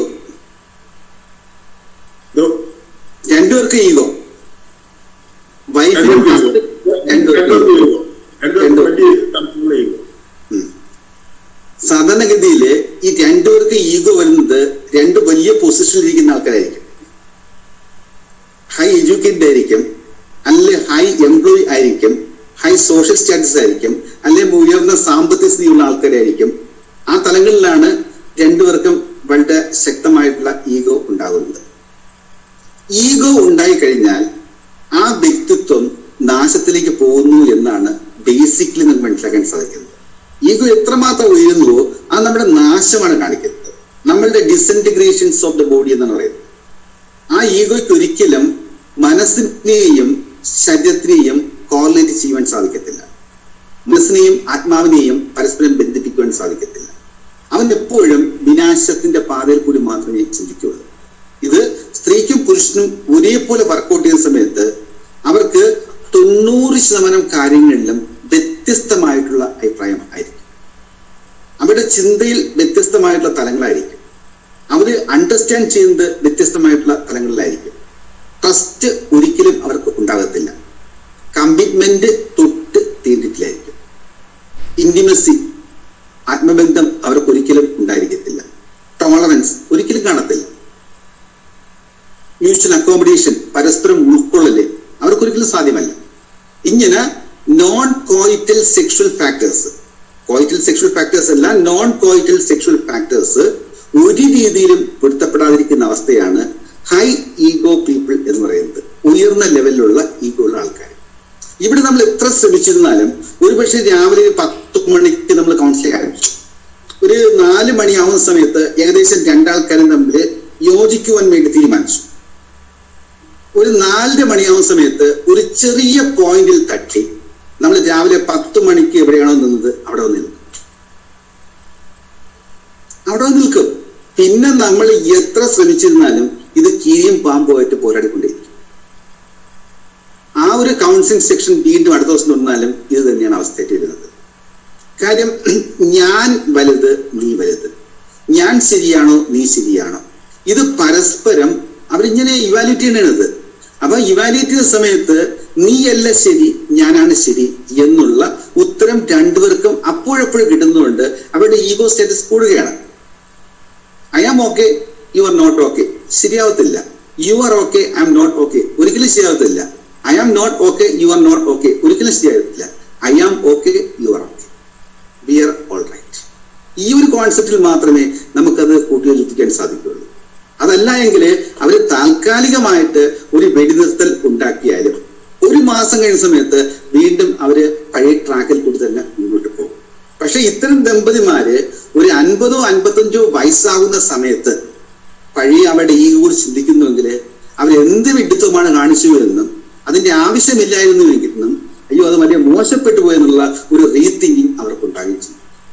കാര്യം ഒരു ഏജ്ഡ് ലെവലിലേക്ക് പോകുന്ന സമയത്താണ് നമ്മൾ ഈഗോയുടെ പവർ ഒന്നുമല്ല എന്നാണ് മനസ്സിലാക്കുന്നത്. അപ്പോഴാണ് നമ്മൾ ദൈവത്തിനോട് കൂടി അടുക്കുന്നത്. അപ്പോൾ ദൈവത്തിനോട് കൂടി അകലുന്ന സമയത്താണ് ഈഗോ കൂടുന്നത്. ദൈവത്തിനോട് കൂടി അടുക്കുന്ന സമയത്താണ് ഈഗോ മീൻസ് ദൈവത്തിനോട് അടുക്കുന്ന സമയത്ത് നമ്മൾ ഈഗോ കുറയണത്. അപ്പൊ സ്നേഹം കൂടുകയാണ്. അപ്പൊ സ്വാഭാവികമായിട്ടും ഈ ഒരു കൗൺസിലിംഗ് സെഷൻ നടത്തുന്നതെങ്കിൽ വളരെ ഇൻട്രസ്റ്റിംഗ് ആണ്. അവര് യോജിക്കാമെന്ന് തീരുമാനിച്ചാൽ പോലും അവസാനം ഫൈനൽ പോയിന്റിലേക്ക് നിൽക്കുന്ന സമയത്ത് നമ്മളെയും കടത്തി വെട്ടിയിട്ട് അവർ മുന്നോട്ട് പോകും. കാര്യം ഇതേപോലത്തെ പല സെക്ഷനും കൗൺസിലിംഗ് ചെയ്യുന്നത് കൊണ്ട് അനുഭവം കൊണ്ട് പറയാം. ഓക്കെ സാർ, നമ്മുടെ സമയം ഏകദേശം കഴിഞ്ഞു തോന്നുന്നു. ഞാനാണെങ്കിൽ പെട്ടെന്ന് സാറേ ഒരു ഡൗട്ട്. ഒരു ഫാമിലിയില് ഹസ്ബൻഡ് വൈഫ്, അപ്പോ 2 പേരില് ഒരാൾക്ക് എഡ്യൂക്കേറ്റഡ് ആണ്, ഹൈ എഡ്യൂക്കേറ്റഡ് ആണ്, ആൾക്ക് ജോലിയില്ല. എഡ്യൂക്കേഷൻ കുറഞ്ഞ ആൾക്ക് ജോലി കിട്ടി, ഗവൺമെന്റ് ജോലി തന്നെ കിട്ടി. അത് ഒരു 45 കഴിഞ്ഞു കഴിഞ്ഞപ്പോഴത്തേക്കിനാണ് ഹസ്ബൻഡിന് ജോലി കിട്ടിയത്. അതും ടെമ്പററി ആയിട്ടാണ് ജോലി കിട്ടിയത്. പക്ഷെ സാലറി ഒന്നും വലിയ കുഴപ്പമില്ല. അപ്പൊ അവർ തമ്മിലുള്ള ഒരു ഈഗോ വന്നു. എന്ന് വെച്ച് കഴിഞ്ഞാൽ വിദ്യാഭ്യാസം കുറഞ്ഞ ആൾക്ക് ജോലി കിട്ടി, വിദ്യാഭ്യാസം ഇല്ലാത്തപ്പോ അവരുടെ കയ്യിലേക്കായി വീട്ടിന്റെ ഭരണവും. കുട്ടികളുടെ പഠിത്തത്തിന്റെ ആ ടൈമിലൊക്കെ വൈഫിന്റെ കയ്യിലാണ് കൺട്രോള്. ഹസ്ബൻഡിന് അവിടെ ഒരു സ്ഥാനമില്ല. ഹസ്ബൻഡിന് ജോലി കിട്ടി കഴിഞ്ഞ് കഴിഞ്ഞപ്പോഴത്തേക്കിന് കൂടുതൽ ശമ്പളമുണ്ട്, ഇവരെക്കാട്ടിൽ കൂടുതൽ ശമ്പളമുണ്ട്, നല്ല ജോലിയാണ് കിട്ടിയത്. അപ്പൊ നേരെ ഓപ്പോസിറ്റ് കൊടുക്കാനും ഒരു മടി. അപ്പൊ അത് കുട്ടികളിലേക്ക് നന്നായിട്ട് ബാധിച്ചു. ഇപ്പൊ ഇവർ രണ്ടുപേരും ഒരു വീട്ടിലാണെങ്കിലും സെപ്പറേറ്റഡ് ആയിട്ട് കഴിയുന്ന ഒരു സിറ്റുവേഷൻ വന്നു ചേർന്നു. അതിനുശേഷം കുട്ടികൾ നല്ല എഡ്യൂക്കേറ്റഡ് ആയി, നല്ല വിദ്യാഭ്യാസം കിട്ടി. ഹസ്ബൻഡ് മിഡിൽ എൻഡിൽ പെൻഷൻ ആയി കഴിഞ്ഞപ്പോഴത്തേക്കിന് മരിച്ചുപോയി. ഇപ്പം വൈഫിനുള്ള പ്രശ്നം എന്താന്ന് ചോദിച്ചു കഴിഞ്ഞാൽ, ഞാൻ ഹസ്ബൻഡിനെ നന്നായിട്ട് എനിക്ക് നോക്കാൻ പറ്റിയില്ല. ഇപ്പൊ അതിന്റെ ഒരു സ്ട്രെസ് എന്ന് വേണമെങ്കിൽ പറയാം. ആ ഒരു മെന്റാലിറ്റിയിലാണ് അവര്. കുട്ടികൾ പക്ഷെ കുറ്റപ്പെടുത്തുന്നില്ല, എന്നാലും കുട്ടികളുടെ ചില സംസാരത്തിൽ നിന്നും കുട്ടികൾ കുറ്റപ്പെടുത്തുന്നതായിട്ട് അവർക്ക് ഫീൽ ചെയ്യുന്നുണ്ട്. അപ്പൊ നമ്മളുടെ ആ ഒരു കൗൺസിലിങ്ങിൽ വെച്ചിട്ട് നമുക്ക് അവർക്ക് എന്ത് സജഷൻ ആണ് കൊടുക്കാൻ പറ്റുന്നത്? ഫാമിലി ഹൈ ലെവലാണ്, സാമ്പത്തികമായിട്ടും എല്ലാം അവർക്ക് യാതൊരു ബുദ്ധിമുട്ടും ഇല്ല. പക്ഷെ അവരെ ഇപ്പൊ അലട്ടുന്ന പ്രശ്നം ഇതാണ്, ഹസ്ബൻഡിനെ അത്രയും തരം താഴ്ത്താൻ പാടില്ലായിരുന്നു, ജോലി ഇല്ലാന്ന് വിചാരിച്ചിട്ട് എന്തെങ്കിലും അവരുടെ ഇഷ്യൂ ഉണ്ടായി കാണുമായിരിക്കും. അപ്പൊ ആ ഒരു രീതിയിലാണ് അവരിപ്പോ സംസാരിച്ചത്. അപ്പൊ അതിൽ നമുക്ക് എന്ത് ചെയ്യാനാണ് പറ്റുന്നത്? എന്ത് അഡ്വൈസ് ആണ് അവർക്ക് കൊടുക്കാൻ പറ്റുന്നത്? ഇപ്പം ഹസ്ബൻഡ് ജീവിച്ചിരുന്ന സമയത്തായിരുന്നു തിരിച്ച് ഇതേപോലെ തന്നെ ഉണ്ടാവുന്നുവെങ്കിൽ അതിന് അർത്ഥം ഉണ്ടായിരുന്നു. അതെ, അപ്പൊ നമുക്ക് അതിന് സൊല്യൂഷൻ ഉണ്ടായിരുന്നു. പക്ഷെ ഇപ്പോഴും ഹസ്ബൻഡ് ജീവിച്ചിരിക്കത്തില്ല, നോമോറാണ്. അതിൽ കൂടി ഉണ്ടായിരിക്കുന്ന ഒരു പശ്ചാത്താപമാണ്. അദ്ദേഹം ജീവിച്ചിരുന്ന സമയത്ത് അദ്ദേഹത്തിന്റെ ചിന്തയോടൊപ്പം തനിക്ക് വീഴാൻ സാധിച്ചിട്ടില്ല, അദ്ദേഹത്തിന്റെ സ്നേഹം എനിക്ക് തിരിച്ചറിയാൻ സാധിച്ചിട്ടില്ല. ഒരുപക്ഷെ എന്റെ ഒരു ഈഗോ ആയിരിക്കാം ഇതിനൊക്കെ സംഭവിച്ചിരിക്കുന്നത്. എന്റെ കുട്ടികളും അത് മനസ്സിലാക്കി അവരുടെ ചില വാക്കുകളിലും പ്രവൃത്തികളിലും എനിക്കത് മനസ്സിലാക്കാൻ സാധിക്കുന്നുണ്ട് എന്നുള്ള ഒരു പശ്ചാത്താപത്തിൽ കൂടി ഉണ്ടായിരിക്കുന്ന ഒരു സ്ട്രെസ്, ആ സ്ട്രെസ് അവരുടെ മനസ്സിനെ ശക്തമായിട്ട് ബാധിക്കുകയും പലപ്പോഴും അത് അവർക്കൊരു ഡിപ്രഷനായിട്ട് മാറിയാണ്, ഒരു മാനസികാവസ്ഥ ബുദ്ധിമുട്ടുള്ള ഒരു അവസ്ഥയിലേക്ക് പോവുകയാണ്. ഈ ഒരു അവസ്ഥയിലേക്ക് നമ്മൾ കൊടുക്കാൻ സാധിക്കുന്ന ഏറ്റവും വലിയ സൊല്യൂഷൻ എന്ന് ചോദിച്ചു കഴിഞ്ഞാൽ, ദാമ്പത്യ ജീവിതത്തില് നമുക്ക് പലപ്പോഴും ചെറിയ ചെറിയ പ്രശ്നങ്ങൾ ഉണ്ടാകാറുണ്ട്. ആ ചെറിയ ചെറിയ പ്രശ്നങ്ങളാണ് വലിയ പ്രശ്നങ്ങളായിട്ട് പരിണമിക്കുന്നത്. ഒരിക്കലും വലിയ പ്രശ്നം ചെറുതായിട്ട് മാറാറില്ല. ഹസ്ബൻഡിന് വിദ്യാഭ്യാസം ഇല്ലായിരുന്നു, നിങ്ങൾക്ക് വിദ്യാഭ്യാസം ഉണ്ടായിരുന്നു. ആ സമയത്ത് നിങ്ങൾക്ക് ഡോമിനേഷൻ ഉണ്ടായി, ഒരു ത്രാസിന്റെ 2 തട്ട് പോലെ. ആ സമയത്ത് ഹസ്ബൻഡിന് ജോബ് കിട്ടി, ആ ജോബിൽ കൂടി ഹസ്ബൻഡിന് സാമ്പത്തികമായിട്ടുള്ള ഉയർച്ച ഉണ്ടായി. അപ്പോൾ നിങ്ങളുടെ തട്ട് ഹസ്ബൻഡ് സ്വന്തമാക്കി, നിങ്ങൾ താഴേക്ക് വന്നു. അവിടെ രണ്ടാൾക്കാരും ഏകദേശം ഒരേ ട്രാക്കിൽ കൂടി തന്നെ പോകുന്നത്. പക്ഷെ അവിടെ നിങ്ങൾക്ക് ഉണ്ടായിരിക്കുന്ന ഒരു ഈഗോ ആണ് ആ ഒരു പ്രശ്നത്തിന്റെ അടിസ്ഥാനം എന്ന് പറയുന്നത്. ഹസ്ബൻഡും വൈഫും ഒരു ഫാമിലിയുടെ 2 തൂണുകളാണ്. സ്നേഹത്തിന്റെ മേൽക്കൂര, ഒരു വീടിന്റെ മേൽക്കൂര എന്ന് പറയുന്നത് സ്നേഹത്തിന്റെ മേൽക്കൂരയാണ്. അങ്ങനെ സ്നേഹത്തിന്റെ മേൽക്കൂരയെ താങ്ങി നിർത്തുന്ന 2 തൂണുകളാണ് വൈഫ് ആൻഡ് ഹസ്ബൻഡ് എന്ന് പറയുന്നത്.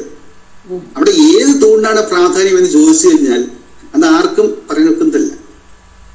ചില ആൾക്കാര് 1ാമത്തെ തൂണെന്ന് പറയും, 2ാമത്തെ തൂണെന്ന് പറയും. അത് അങ്ങനെ പറയുന്നുവെങ്കിലും അത് സ്വാഭാവികമായിട്ടും 2 തൂണുകൾക്കും തുല്യമായിട്ടുള്ള പ്രാധാന്യമാണ്.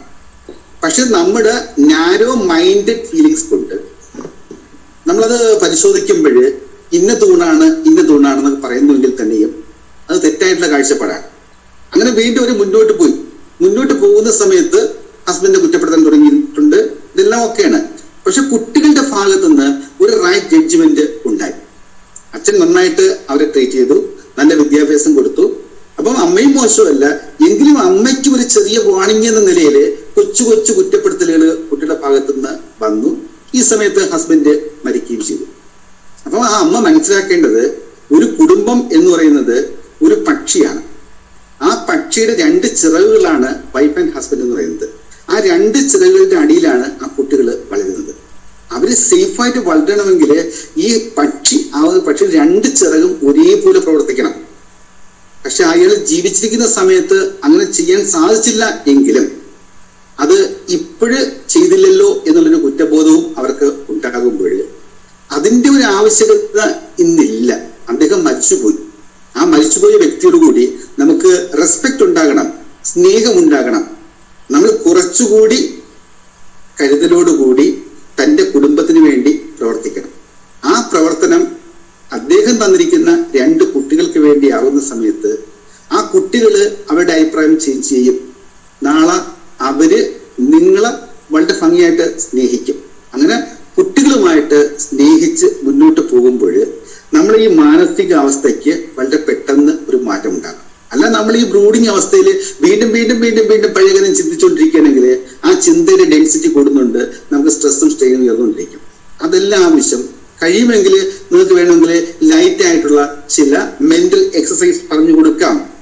ചെറുതായിട്ട് അവർക്ക് ബ്രീത്തിങ് എക്സസൈസ് ചെയ്യാം, ചെറുതായിട്ട് യോഗ ചെയ്യാം, നല്ല ലാഫിംഗ് ക്ലബുകളൊക്കെ ഉണ്ടെങ്കിൽ ചിരിച്ച് അവർക്ക് ആ ഒരു സ്ട്രെസ് കുറയ്ക്കാൻ സാധിക്കും. കിട്ടുന്ന സമയത്ത് പ്രസന്റ് ആയിട്ടുള്ള സോങ്സ് കേൾക്കുക, കുട്ടികളുമായിട്ട് ദിവസേന ക്വാളിറ്റി ടൈം പങ്കുവയ്ക്കുക, ആശയവിനിമയം നടത്തുക, അങ്ങനെ ഹസ്ബൻഡിന്റെ നല്ല കാര്യങ്ങൾ കുട്ടികളുമായിട്ട് പറയുക.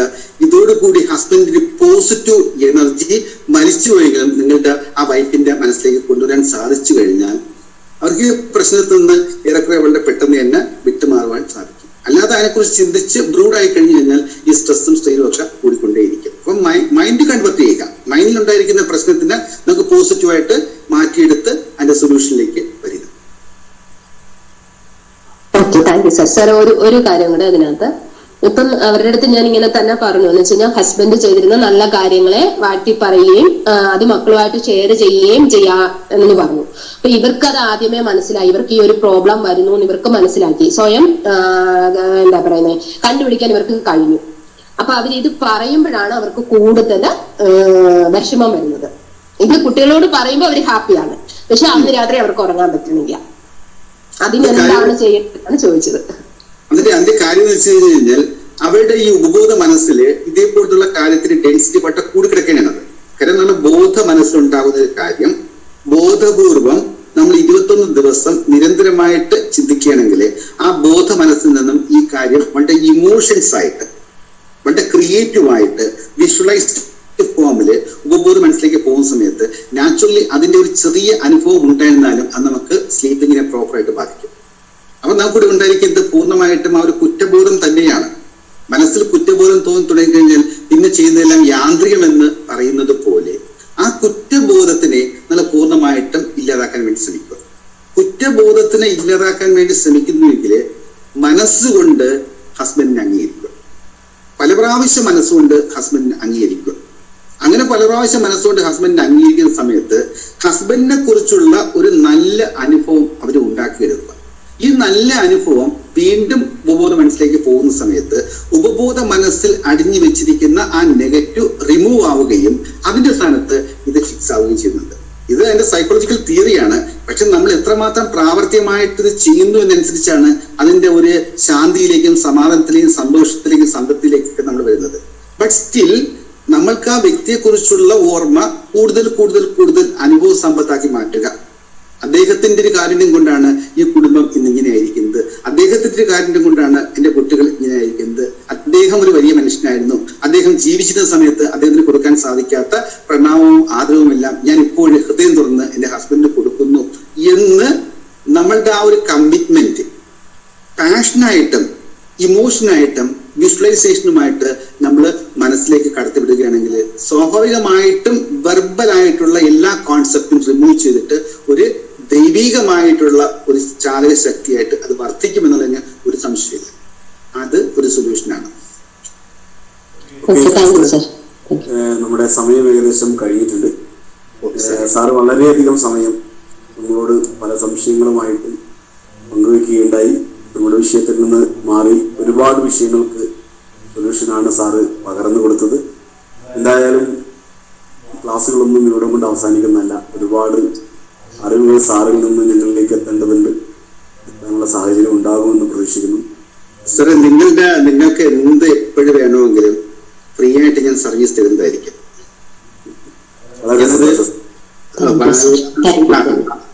അത് നിങ്ങൾക്ക് ഒരു മൂലധനത്തിന് വേണ്ടുന്നില്ല. ഇതാണ് നമ്മളുടെ ഹാപ്പിനെസ്. നിങ്ങൾ ചോദിക്കുന്നു, ഞാൻ നിങ്ങളിൽ നിന്ന് കാര്യം മനസ്സിലാക്കുന്നു, ഞാൻ നിങ്ങൾക്ക് കുറച്ച് പറഞ്ഞു. ഇത് 2 വേ ആയിട്ടുള്ള ഒരു കമ്മ്യൂണിക്കേഷനാണ്. ആ 2 വേ കമ്മ്യൂണിക്കേഷനിൽ കൂടി നമുക്ക് ഉണ്ടാകുന്ന അറിവാണ്, അറിവിന്റെ ട്രാൻസാക്ഷൻ ആണ്. അത് നിങ്ങൾക്ക് എപ്പോഴും വേണമെന്ന് പറഞ്ഞാലും നമുക്ക് ഇതേപോലത്തെ ഒരു ഓൺലൈനിൽ കൂടി നമുക്ക് ചെയ്യുന്നതിന് കുഴപ്പമില്ല. സാറിന്റെ മനസ്സിനും സാന്നിധ്യത്തിനും ഒരുപാട് നന്ദി. നമ്മുടെ ഈ നമുക്ക് പ്രൈം ടൈം എന്ന് പറയാം, ആ പ്രൈം ടൈമിൽ നമുക്ക് സംസാരിക്കാം. വളരെയധികം സന്തോഷം. എന്തായാലും ഇന്നത്തെ ക്ലാസ് വളരെ ധന്യമായിരുന്നു. ഒരുപാട് വിഷയങ്ങൾ പങ്കുവച്ചു. സാറിന്റെ സമയം നമ്മളോട് ഒരുപാട് ചെലവഴിച്ചു. ഒരുപാട് നന്ദി പറയുന്നു. എന്തായാലും ഔപചാരികമായി നന്ദി പറയുന്നതിന് വേണ്ടി ഞാൻ ബാബു സാറിനെ ക്ഷണിക്കാം. ബാബു സാർ.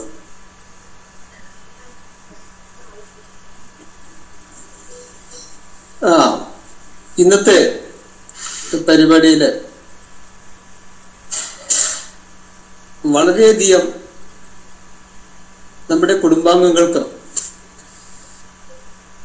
നമ്മുടെ ജീവിതത്തിലും അതുപോലെ തന്നെ കൗൺസിലിംഗ് മേഖലയിലൊക്കെ സഹായകരമാകുന്ന രീതിയിലും അതിനപ്പുറത്തും ധാരാളം വിഷയങ്ങളില് സംശയങ്ങളും ഒക്കെ നിവർത്തിച്ചു തന്ന സുരേഷ് സാറ്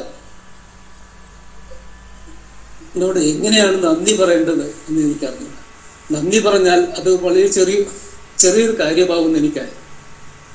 കാരണം ഇപ്പൊ തന്നെ സാറ് 1 മണിക്കൂറും 40 മിനിറ്റും തോരാതെ സംസാരിച്ചു. എന്നിട്ടും അദ്ദേഹം പറയുന്നത് വളരെ ചെറിയ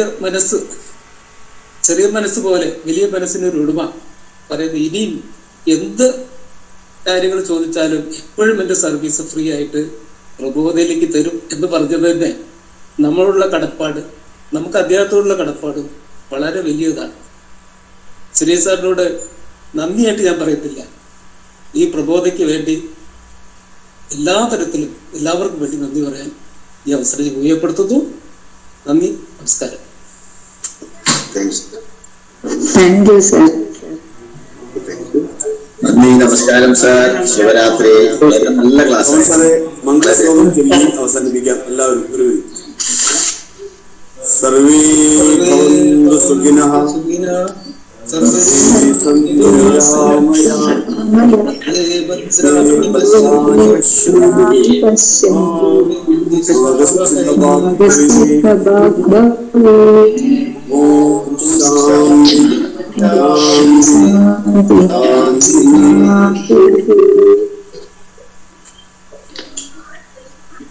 അറേ നന്ദി നന്ദി നന്ദി നന്ദി നന്ദി സർ.